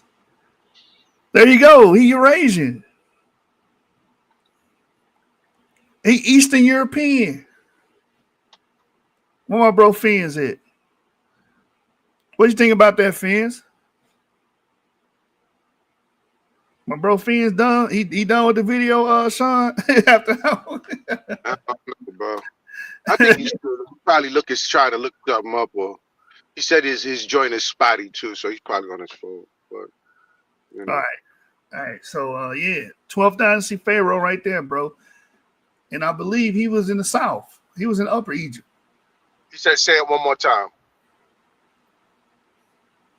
The 12th dynasty mummy had haplogroup H. Completely Eurasian haplogroup. And that's just the father side. He had a Eurasian mitochondrial DNA too. Oh, come on, brother. You know what I'm saying? That's just the father side, bro. And I hope you know Mr. Imhotep was wrong, man. He was wrong. Eurasian doesn't mean white, my G. We didn't say that. What did he say? Nobody said that Eurasian. He said Eurasian don't mean white, my G. Nobody's saying it means white. But you know, you'll use any excuse not to make them white or make them European. They're not sub-Saharan African. Mm-hmm. All right, so I'm not really sure what his point is. Yeah, man. Yeah, you in trouble, bro. Your ass is in trouble. So we're gonna read the paper regarding when they found this haplogroup. Now we know his father's side is completely Eurasian, haplogroup H. What about his mother's side? It says Eurasian mtDNA haplogroups in ancient Egyptians. The time of the DNA testing was performed on the tooth, and for reasons previously discussed, very little had been published on DNA recovery from ancient Egyptian human remains. Only one publication, including HTS and quality control measures, were available in early 2016, which described the mitochondrial genome sequence of ancient Egyptian mummy from the Greco-Roman period. The individual belonged to mtDNA haplogroup I2. 2 other studies describing mtDNA recovery from ancient African samples were also available at the time, but centered on skeletons and more southern regions of the continent. One described the L0D2C1C lineage mitochondrial genome of a 2,330-year-old male skeleton from South Africa, while the other described L3X2A mitochondrial genome from remains of a 4,500-year-old individual from Ethiopia, giving limited available data and the fact that U5 is the dominant mitochondrial haplogroup from among hunter-gatherers in Europe. Hey, what's the brother name? Fins. Pay attention to this part. U5 is the dominant mitochondrial haplogroup from among hunter-gatherers in Europe. The recovery of a haplogroup U5B2B5 sequence from the mummy of Jehudi Nak raises the question of data authenticity despite the molecular metrics suggest otherwise. Why? Why are they saying that? Because you found a goddamn European hunter-gatherer haplogroup amongst the ancient Egyptians. So I was like, wait, let's check our results. How could this be? Is this cross-contamination? It says when the mummy's mtDNA sequence is viewed in the context of modern mtDNA diversity, however, the observed U5 lineage could potentially reflect interactions between Egypt and the Near East that dates as far back as the pre-dynastic and early dynastic periods. Where you at, Fins? Where you at? Where Fins at? Where New York at? Where New York at? Let's get Fins in here, man. Fins, click this damn link, bro. Come on, So bro. what even is sub-Saharan? I don't use them terms. Of course you don't. You don't use scientific terms. You use black, white, yellow. You use terms like that. Oh, God. So the oldest that we have on record now, officially, mitochondrial U5, which is definitely associated with European hunter-gatherers. Y-DNA, haplogroup H, which is definitely associated with Eurasians. Bro, this is a pure Eurasian right here, bro. How dare you tell people today that, oh, these people are Mamluks and they're just, you know, the result of the Arabic expansion, when we showing you that Eurasians have been in Egypt for a long ass time. Come on, bro. Come on. Hey, what you got for me, fans? Click that link, bro. You on your phone, you come on here and talk. I'm going to be quiet and let you talk, bro. Well, you know I ain't got no patience for that, so you might let them talk. I might not let them say too much. Be respectful. You know I get a little hot. Yeah. It says here, trade between Egypt and the Near East is evidenced by, among other things, ceramic imports to Egypt. In addition, dwellings similar to those found in Palestine suggest some immigration to Egypt from more arid Near Eastern areas from the late pre-dynastic to the Old Kingdom. Both trade and immigration between Egypt and the Near East continue to increase over time. Demand in Egypt for cedar or Lebanon wood led to further establishment of trade routes between Egypt and the Levant. It is interesting, perhaps not coincidental, that the individual with the mtDNA sequence most similar to Jehudi Nak comes from a Lebanese individual. I mean, it's right there. That's what I was saying earlier. You find R1B in Lebanon. Why is it so crazy to see it with Akhenaten and King Tut? Well, it's right there. It says on top of this historical information offering explanation for the observed mtDNA data are now additional recently published mitochondrial genomes from Africa and Egypt in particular. Mitochondrial DNA haplotypes recently obtained from ancient human remains from sub-Saharan Africa belong only to haplogroup L haplogroups. However, nearly all the remains excavated in the northern part of the continent belong to Eurasian mitochondrial DNA lineages. Fins, where you at, buddy? Where my buddy Fins at, man? Because we if DIOP was correct, we shouldn't be seeing this shit. We shouldn't be seeing U5, U6, K, T, all these mitochondrial DNA, all these women that come from outside the continent is found in North Africa.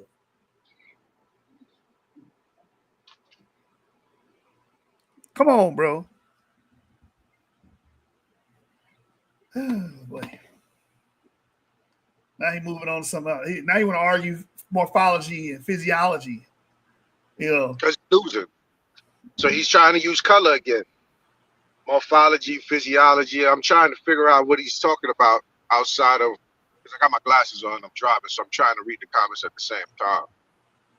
But if you're talking about color, these people, well, yes, they would have been melanated. Like they live, the region that they're in, you know, they're mixing. All these people are mixing. You know, they're going to have color to them. Some dark, some light, some medium. And it seems like people have an issue with that. Like, so what? That's what it was. You can't make them all black. You can't. You can keep hollering Upper Egypt, southern, down south. Those people are highly Eurasian there. The Nubian, down Nubia, the Nubians were, they the original. Nubians is goddamn Eurasian, highly Eurasian as well. Yeah. That's why I wanted to bring up that DNA, the paper when they extracted DNA through the hair, and it was highly Levantine. It was related to Levantines, and that was in Sudan. So what's your next argument? Oh, if they go south, no, bro, you go south, you're going to see the same shit because there's a pulse of migrations coming in during this time. So I'm going to continue reading this. It says, in fact, of the 114 mitochondrial DNA genomes now available from Northern Africa, ancient human remains, only one belongs to an African lineage. L3 observed in the skeleton from the Abu Sir El Malik. The one you said was debunked. That's where we get the damn African. You can't make this shit up, Sean. Right. I'm gonna look up this Kalaminka paper that he's talking about when I get home, because I know you got a lot of stuff that you covered. So I'm almost told, and I'm gonna dive into some of these things that he's asking us to pull up and run through it. And Palermo had some stuff too, so we can show that as well. So this way you don't get too much sidetrack. I can handle some of that. I'll be home in a minute. Well, go ahead, bro. I'm sorry. Check this out. Hey, fans, I want you to pay attention, bro. The deep presence of Eurasian mtDNA lineage in Northern Africa has therefore been clearly established. With these recent reports and offers further support for the authenticity of the Eurasian mitochondrial DNA sequence observed in Jehudi Nak mummy. In the present study, Near Eastern influence has been found in an individual of high social status who lived in Upper Egypt during the Middle Kingdom. This is Upper Egypt. Y'all always talking about some, they ain't studied, they biased, they in Lower Egypt. That's what the invaders were. This is fucking Upper Egypt. Nubian area. I thought they were supposed to, they all niggas, they come from there. No, bro, they don't. They don't. Oh, I see what he said. He said the Australian islands have people who are phenotypically African. Yeah, phenotypically African, but they're not. They're not African, yeah. And that's why it's important that we always rehash and recapitulate that. The whole world would look like that, man. You go back and far enough, the whole world will look like it. So you're not saying nothing. You know what I'm saying? If there were people in the Australian islands or in the Pacific, with haplogroup K that was in Egypt, which they're not, but if they were in Egypt and you seen a picture of them and you said, okay, this is a black man, and we tell you this is a Eurasian man, it's haplogroup K, you'd lose your shit. But you telling us about what these people look like, these African phenotypes in Australian islands, like that's supposed to count for something. Yeah, they look African, but they're not. Like, I don't understand, like, the logic. Yeah, they're genetically far off from African people. When you talking about exactly.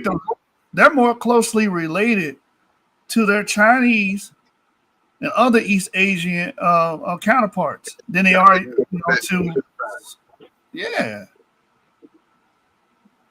Finn, would you like me to show you what part of the family tree or human family tree, phylogenetic tree, that Negritos and Melanesian people fall under? Maybe I'm sorry, I didn't mean to cut you off, but I always said that to myself. I think that we got to keep a phylogenetic tree on deck, a full one, so that every time these people, we can show them just how far off they are from those who would be considered African, how far down the line they are. Like, I think that for now, whenever we do a live, we got to keep a phylogenetic tree up, or in a tab open for them. Okay, so he says, I'm just saying the African look argument to push a sub-Saharan narrative, blacks never left Sahara, is wrong to me. I don't know if y'all saying it. No one's saying nothing of the sort. What we're talking about is DIOP claiming that ancient Africa was all Bantu or some shit.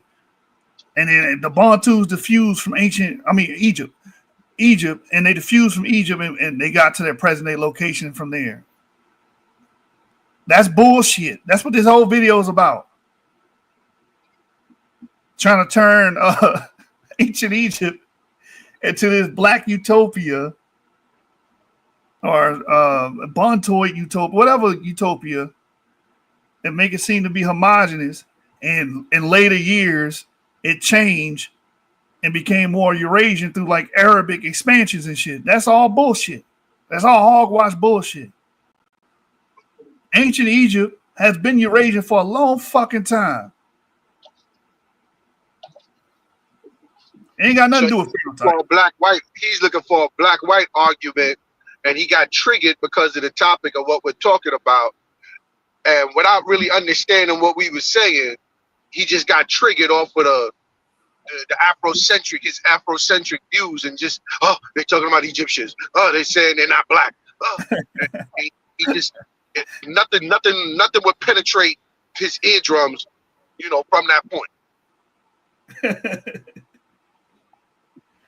All right, and nobody cares about the phenotype argument. That was a medley of phenotypes in ancient Egypt. A medley: pale, intermediate, dark to black. I'm pretty sure all of them existed there. I'll show you one. Hold on.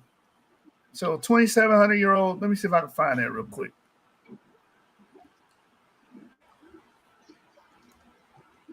Facial reconstruction of ancient Egyptian.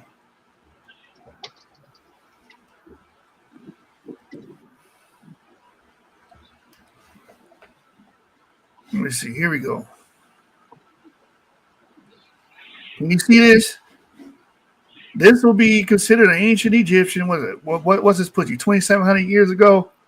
You're talking about, 800 or 700 BCE? And this person looks Nilotic. So you would have people that look like this in ancient Egypt. You have people that look, let me get the Abasur facial reconstructions.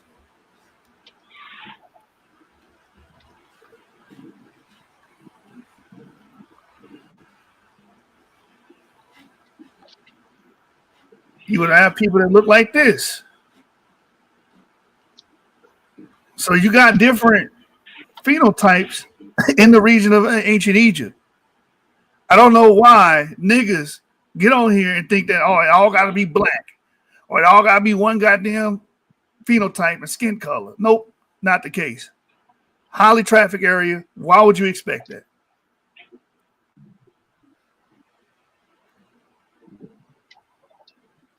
I don't get your point. If that's the case, why are all them niggas labeled sub-Saharan? Who's labeled sub-Saharan?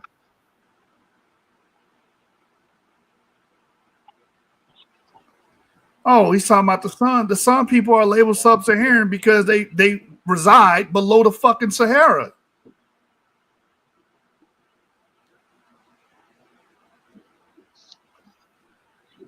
Anyway, let's finish the video. I think we made our point. Upper Egyptians were highly Eurasians, just like lower Egyptians. I don't know what y'all talking about. And that paper that he was mentioning, the Adama people or whatever, that did not deal with no damn ancient DNA. He dealt with the bones of the findings there, and the bones will be more like a nilote. Whoop-de-goddamn do. And he used L0 from the modern population that's there today. There are people in Egypt today with L0, And he made the connection, oh, this must be the ancient population that was there, which is possible, but that does not negate the highly Eurasian aspect of ancient Egyptians. That's simple. I don't know what else to say about that, Sean. I mean,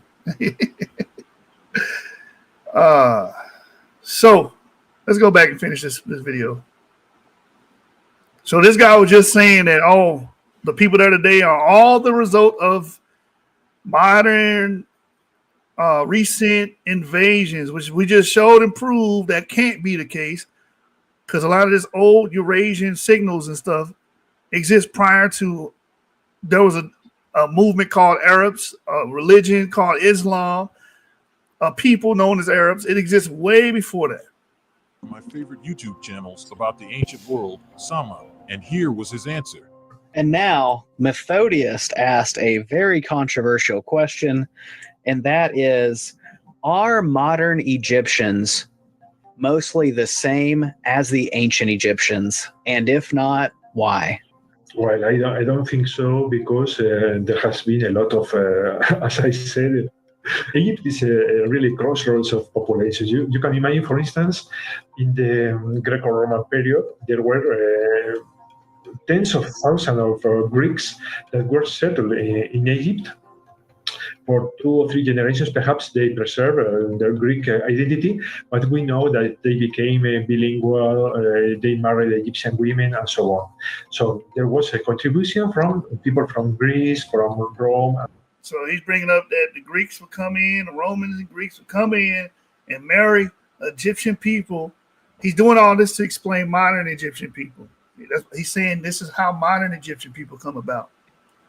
But we just showed you guys DNA from 4,000 fucking years ago that was already Eurasian. U5, that's European hunter-gatherer.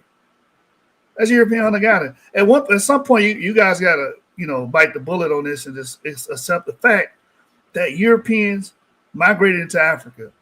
God damn it, we spent the first portion and segment of this video discussing RV88. Where they fucking come from?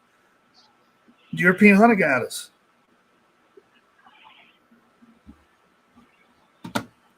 Anyway, let's go back. And so on. We also know that at the end, for instance, of the Roman Empire, there was a migration of peoples from Algeria to the Nile Valley, and they settled there and so on. There was, of course, the arrival of people from Arabia when the Arabs conquered Egypt in the 622, perhaps something like that. So he brings up the Arabian expansion and the takeover of Egypt that happened in the Common Era, 652, or let's just say the 7th century. Again, we just went over a pre-dynastic sample. It was mostly Eurasia. We went over I believe a Middle Kingdom, 12th dynasty sample. Both of its haplogroups, the Y-DNA and mtDNA, are Eurasian.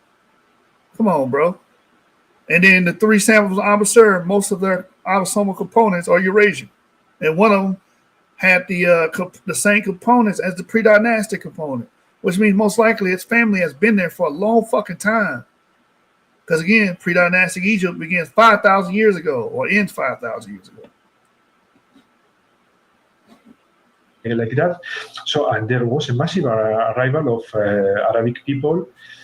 Once again, Egypt was also a crossroads. So the Red Sea harbors were used by the people from all North Africa to do the annual peregrination to Mecca.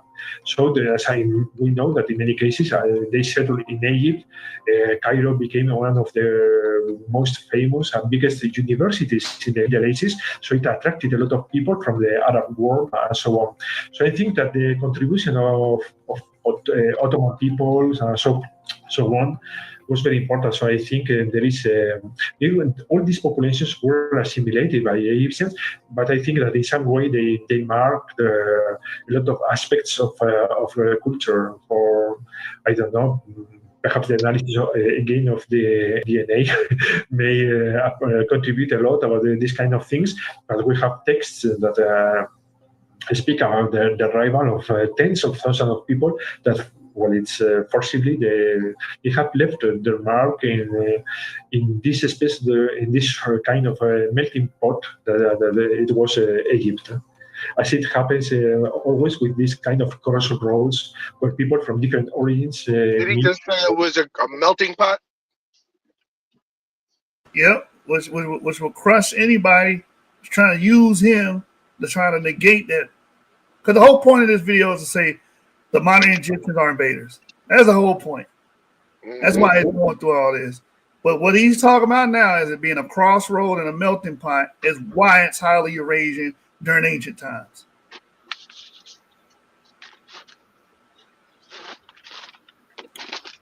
What do you want me to say again, Phoenix?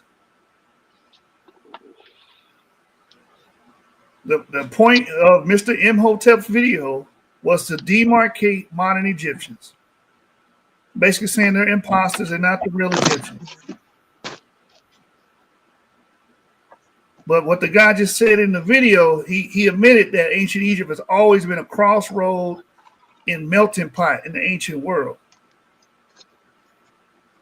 And that's what we're seeing with the ancient DNA. We're seeing in ancient DNA that these people have early European hunter-gatherer clades, Levantine clades,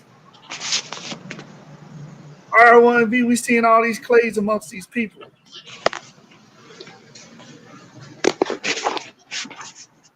At the end, they develop a single culture, but they come from very, very different geographical origins. So we see that all very serious specialists who combine numerous disciplines like history with invasions or migrations and anthropology to back up the genetic work agree that there are too many and significant differences between ancient and modern Egyptians. You see what he did? Motherfucker got two people talking about some all. This ain't representing all motherfucking scholars. He's so goofy, like, that's goofy as hell. That's goofy as hell. He done this several times. This is a little sleight of hand shit throughout most of his videos. And most of these charlatans do that. They will sit up here and say, oh, it says one thing, or the paper, like earlier, the Adama paper. The Adama paper does not provide no damn 4,000, 5,000-year-old samples. That's groundbreaking stuff. That it does not do that. All he was doing was studying the bones and the dental structure of those skulls and said, hey, this is the indigenous population. And since people of Adama have the L0 marker, these must be the antecedents to these people. They must be here a long time. That was that argument. He did not present it that way. He presented it like they had ancient DNA samples. That's a lie. That is a lie. Hey, and Sean, if you're trying to talk, I muted you because you were making a lot of noise. But he'll be back. Anyway. To even dare claiming that the population remained unchanged or a direct continuity between ancient and modern populations as it is being pushed these days. It simply does not make any sense. I personally believe that in Egypt, there must be a few communities here and there who can have a direct link to ancient populations, but it is definitely a small minority. And when we take into account migrations, massacres, exoduses, and then check what most of the genetic studies reveal, those claims simply collapse. But what do you think? Do you think that modern Egyptians are direct descendants of the ancient ones? Do you agree with these scholars? Or do you have your own theory? Let me know in the comments below. I will make another video to go in depth and further develop my argument, so don't forget to like, subscribe, and share the truth. All right. Oh, I want to watch this one right here. Hold on. This is what Ivy League universities you can get into. Oh, no, it's still him. Never mind. There's going to be more pseudo jargon. Anyway, so I got a few more papers that we out, man. Yeah. Very pseudo argument, bro. Very pseudo argument. Oh, that was a mass exodus. And we all know, for all the disciples of DIOP, they think that mass exodus involves Bantus. But anybody, like you can get a quick synopsis of all of the DNA that's been collected so far. There's a wiki article I'm going to show you guys here in a minute. dealing with all of what's been said and collected over the years for ancient Egypt. So this is you hear Gad's findings. He's the one who brought out that Tutankhamun was R1B. I'm in a hotel R1B. Also Ramesses III being E1B1A and stuff of that nature. But look at this. This is all Eurasian. Yuya being G2A. Mitochondrial DNA being of Thuya being K. All of them are pretty much K except this one, H2B. And if we go back to family tree DNA and we go to migration maps, so let's do K. Well, K is European. Haplogroup K, mitochondrial haplogroup K is European.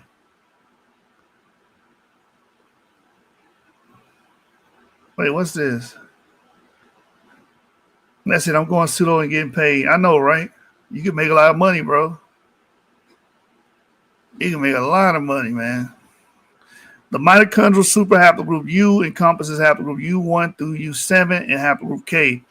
Haplogroup K is found through Europe and contains multiple closely related lineages, indicating a recent population expansion. The origin of haplogroup K dates to approximately 16,000 years ago. It has been suggested that individuals with this haplogroup participated in the pre-Neolithic expansions following the last glacial maximum. There it is, K. And we find this mitochondrial DNA amongst the royal families, man, and on the 18th dynasty. So I don't know what y'all gonna do, bro. Like I said, in the beginning of February, we're expecting another paper. It's really gonna hurt y'all hearts. So I'm in a hotel the third. His mother was H2B. So let's see haplogroup H. That's another European damn clade. Oh, look at that. Look at that, all over Europe. Mitochondrial haplogroup H is predominantly European haplogroup that originated outside of Europe before the last glacial maximum. First expanded in North, Near East, and Southern Caucasus around 33,000 to 26,000 years ago, and later migrations from Iberia suggested it reached Europe before the last glacial maximum. It has also spread to Siberia and Inner Asia. Today, about 40% of all mitochondrial lineages in Europe are classified as haplogroup H. Ouch. Ouch. Somebody get somebody save DIOP's theory, man. Palermo says K seems to be Eastern European. Ice Age peoples, yeah. And then 2020, they talk about the mummy of Takabuti. They tested the mitochondrial DNA of that person. And again, it's in Upper Egypt. Y'all told me if you go to Upper Egypt, that's where all the niggas at. That's where we should get all the African DNA in. No, mitochondrial DNA haplogroup H4A1. European. So the study states that the H super haplogroup is the most common mtDNA lineage in Europe and is found also in parts of present-day Africa and West Asia. He's like, no, that's a Greco-Roman. Oh, it's too old to be Greco-Roman. It's 660 BC. This is long before Alexander the fucking Great. It's like most of that shit we watched in that video was pseudo. Oh, well, that don't mean that was white. Who gives a fuck? She could have been the blackest of black. She could have been a black queen. The point is, this woman was a Eurasian. That's the point. She could have been pale. She could have been black. Oh, who cares? Only people care about that is Afro-fucking-centrics and Eurocentrics. We're just here to say, look, what does the data say? Haplogroup H4A1 is definitely non-African. Another study here Kurchatov Institute, they discovered, I think, 3 mummies. One of the mummies had R1B M269, which originated in Eastern Europe. The other mummy was, I think, EV22, which is Northern African. The R1B M269 had an L3H1 mitochondrial DNA, which is actually African. So it had an African mother and a European or Eurasian father. And then N5, common in Africans and Middle Easterners, respectively. The third mummy was found to belong to mitochondrial N, which is widely distributed across Eurasia as well as Eastern and Northeastern Africa. I mean, so again, the more and more we learn about ancient Egypt, the more we're seeing that they're highly Eurasian. So we'll end it. Well, no, I want to end it. Hell no. Dry this fucking knife a little deeper. Hold on. Let me go to this paper here, and I'll put it in the chat real quick. Someone please call 911. Northeastern African mitochondrial lineages cover nearly all major worldwide clades. In order to elucidate the relative haplogroup abundance in North and East Africa relative to the rest of the world, we computed phylogenetic tree from 641 sequences in combination with 1,000 genome and HGDP reference data. The resultant tree in Figure 5A through B demonstrates that maternal ancestry is shared with nearly all major worldwide mitochondrial clades. Ancient Egypt, Northeast Africa, and as a whole, you're going to find all of the world's women, most of it, except like your East Asians and of course, your American variations of women. But most of the world's women you're going to have in Northeast Africa. Why? It's like we've been telling y'all dumbasses. Egypt is a crossroad. Egypt is in a hotbed for trade and traffic. Why wouldn't you expect this? People are drawn to this area like magnets.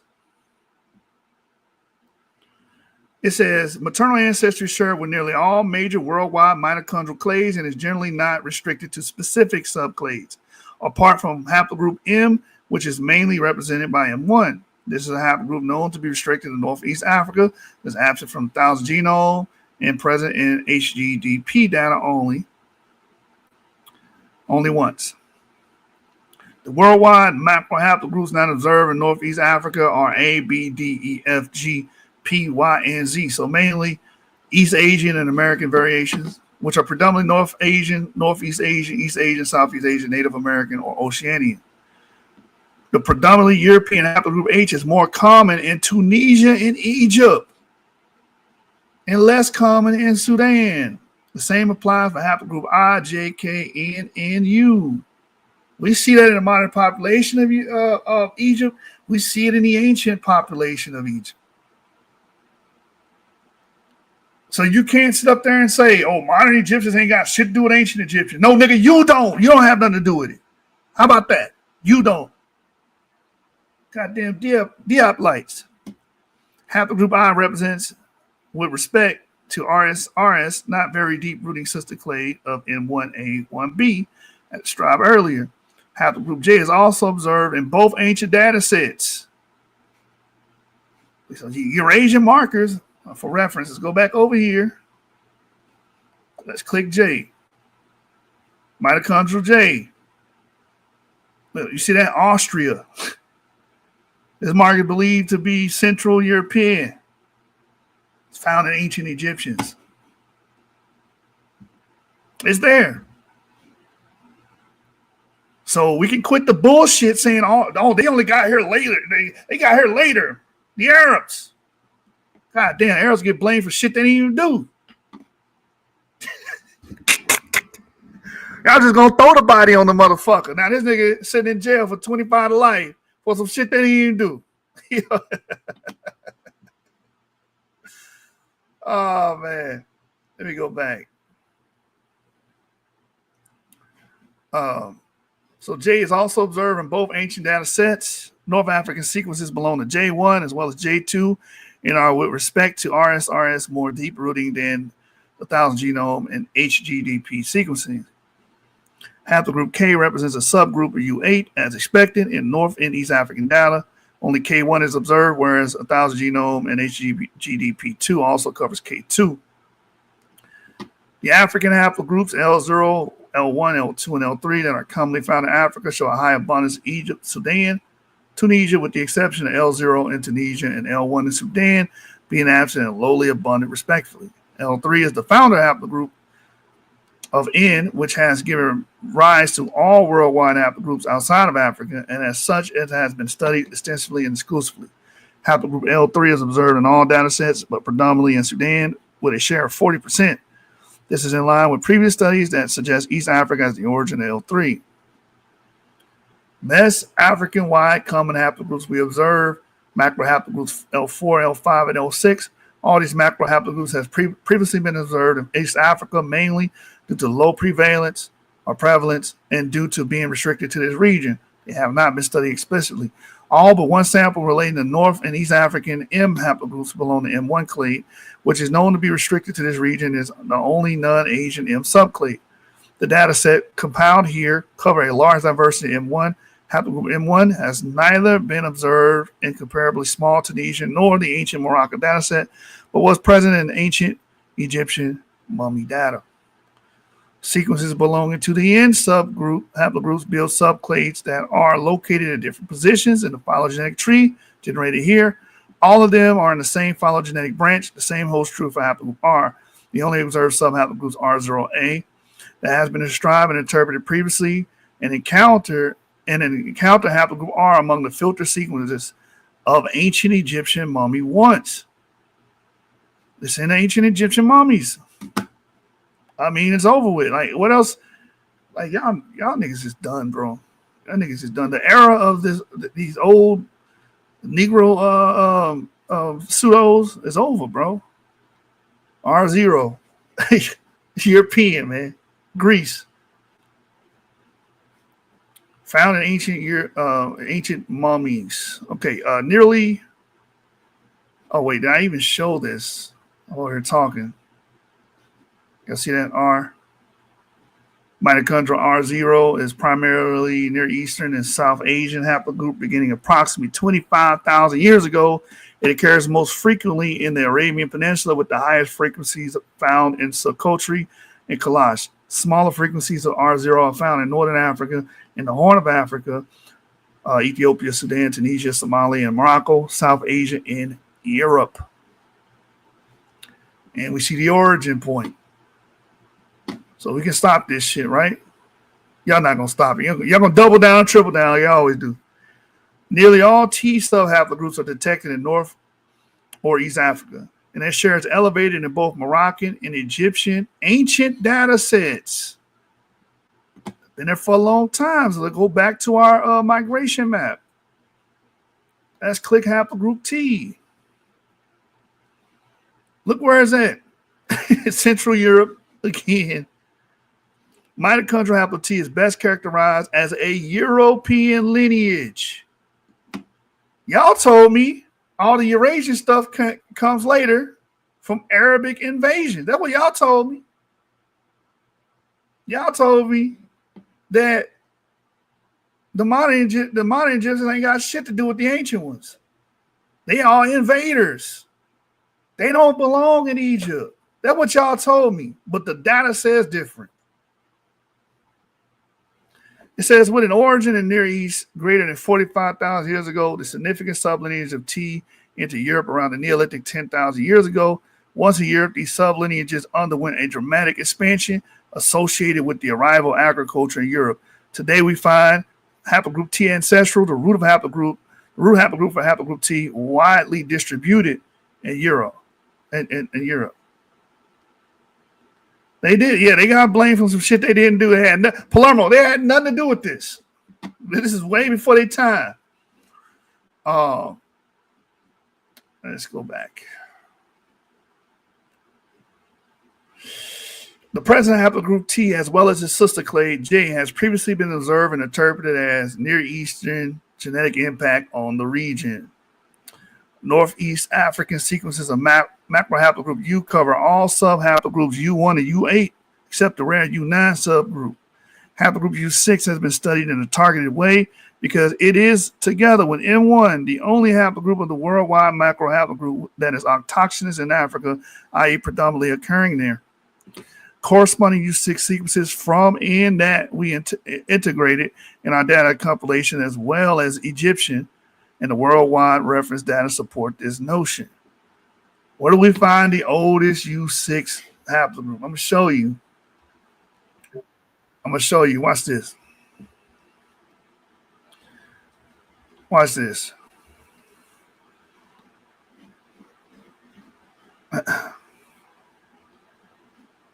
The oldest U6.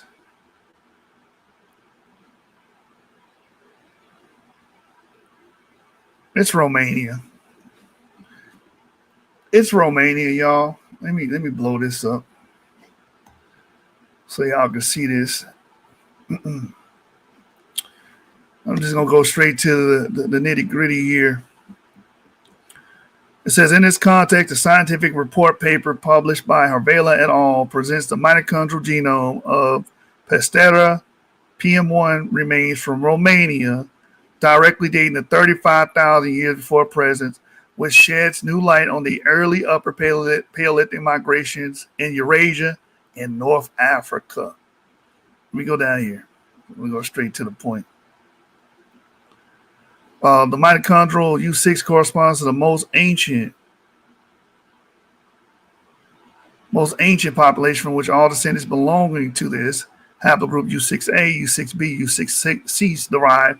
The finding confirms that U6 mitochondrial lineage has a Eurasian origin, supporting the hypothesis of an early back migration from Eurasia to North Africa, starting approximately from 45,000 years ago in the early Upper Paleolithic. And as you can see, here's the distribution. U6 in Romania, U6 makes its way into North Africa. This ain't got shit to do with a Arabic nothing, a Islamic nothing. No Arabic slave trade, no Greco-Romans, none of that shit existed during this time. DIOP and them niggas was wrong. That's it. They were just wrong. Dr. Reggie, y'all wrong. But most of these people, when they find out they're wrong, instead of correcting themselves, what do? What do they do? They double down and triple down any goddamn way. It says, finally, haplogroup X is present in the data from all North and East African regions, including data from 3 ancient individuals. The correlations of X in the phylogenetic tree with 1,000 genomes and HGDP as reference, respectively, is not identical, involving N9B and R11 as sister clades, both of which are haplogroups that are poorly represented in 1,000 genome and HGD project reference data, resulting in a limited resolution of phylogenetic relationships of these clades. So haplogroup X, we'll go to the map here. Read about X real quick. Haplogroup X is said to have its origin in Russia. Haplogroup X is derived from the N super haplogroup, which dates approximately 65,000 years ago. The origin of haplogroup X dates to around 36,000 years and is found distributed throughout the world, initially located in Europe and thought to be only distributed regionally.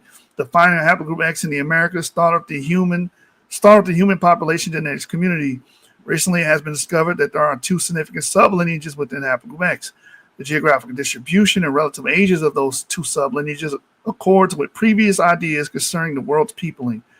Future work on this interesting haplogroup will better document the particulars of the emergence of its distribution and shed more light on the regional historical contact and migration.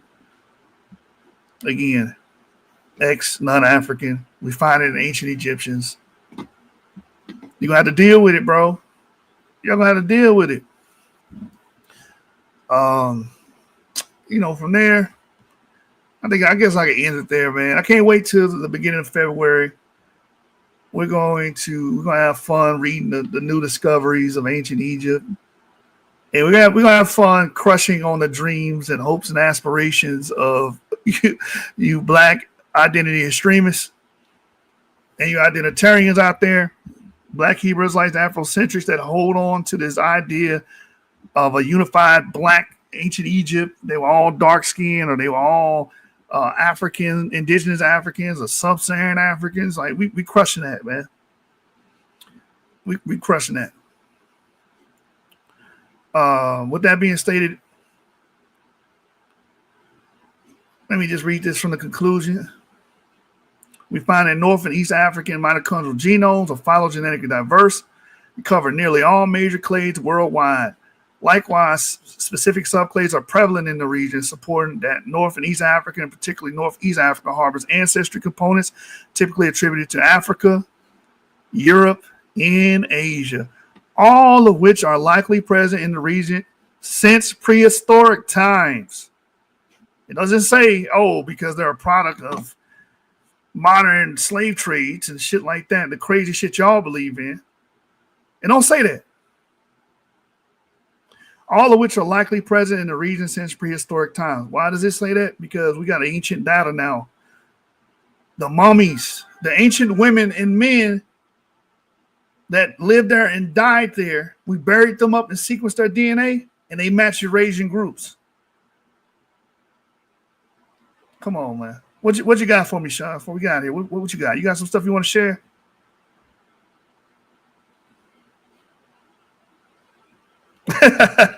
Unmute your mic. Unmute your mic, brother. Yeah, I'm sorry. My bad. Okay, so I just want to touch on something real quick, right? So I've been using this term arrested development, and this goes for a lot of people, you know what I'm saying, today, especially in our community, but also, peoples of other ethnicities and things of that nature. But what is arrested development?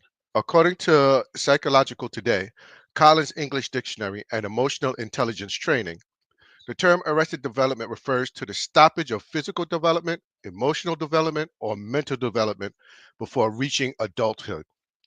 This abnormal condition results with someone being stuck in a certain emotional or mental level of development.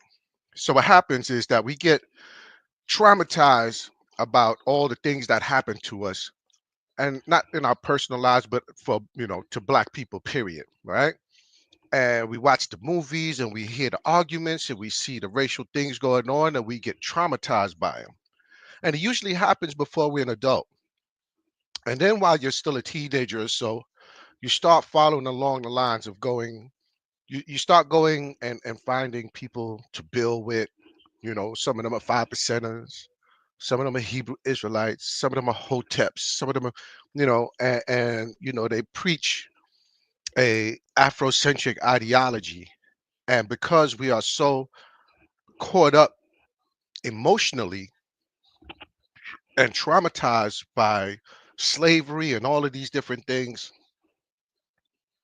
we get stuck, and we can't develop mentally, past what it is that our trauma has caused. And so we have people today that are grown ass men still pushing Afrocentric doctrines, keeping everybody else in their arrested development state, and they don't want to move forward. They can, but they can't. There's a blockage, right? And so we deal with this almost every live. One or two people come up and they have a problem with this. They have a problem with what we're doing. They think, you know what I'm saying? They get on their Afrocentric soapbox and they start yelling from the hills or how we're wrong and this, that, and the third, or da da da.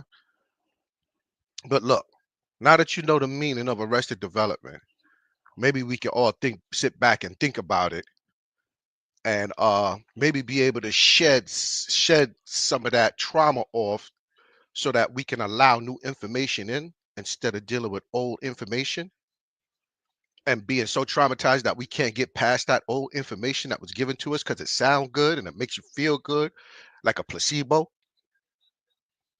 And I just wanted to leave everybody with that. I think every time I come up here or every time we have a live, there's two things we're going to do. I'm going to keep this definition of arrested development on an open tab, as well as a phylogenetic tree, a human phylogenetic tree. With that, you know, my bro did his thing today, waiting for that paper to come out February 1st. And I'm sure we're going to jump on that within a day or two of it dropping. So with that, I say, yeah. Yeah. Yeah.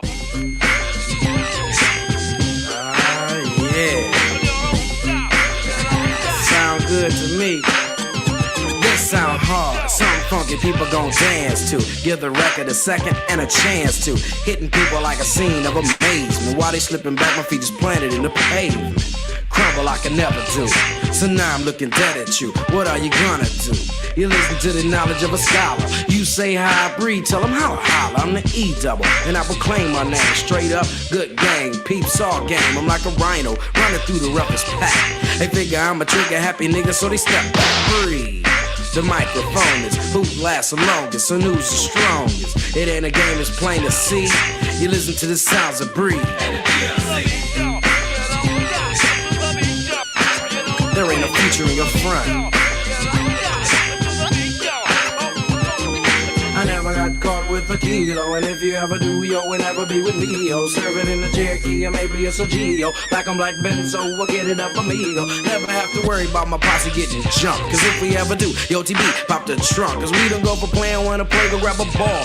When I'm on the mic, I ain't for playing, not at all. Cause I clock 10 G's a week, booming at my peak. Always see E sober, but I do get geek. I can give you a job, a place to eat. Hard and meet your homeboy Marty at a B.O.B. party taking over. Barking like a dog named Rover. I'm picking suckers like a 4-leaf clover. They biting words on the mic, they some cobras. So now they saying egg breeders getting over. But ain't no future in your front. There ain't no future in your front.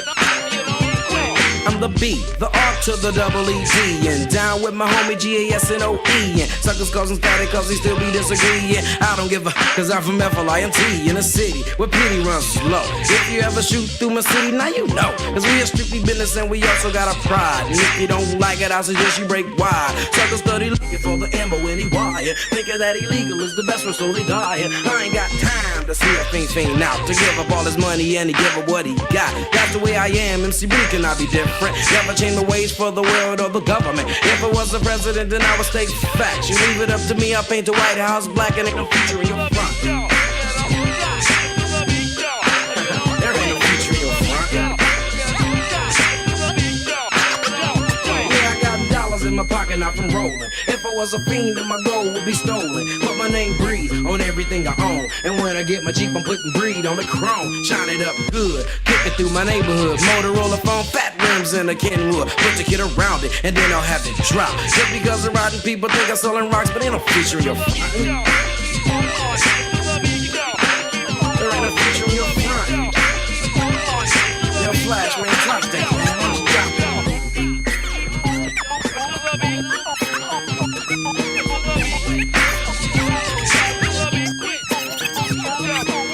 To the rules of the world. Live my life raw cause I never liked the law. Wear top 10s on my ass, use jeans. Selling big gates and tit for tat to the fiends. Clock much dollars but I never break a sweat. Time to move out, my posse saying, you got my back and I got yours. What time is it?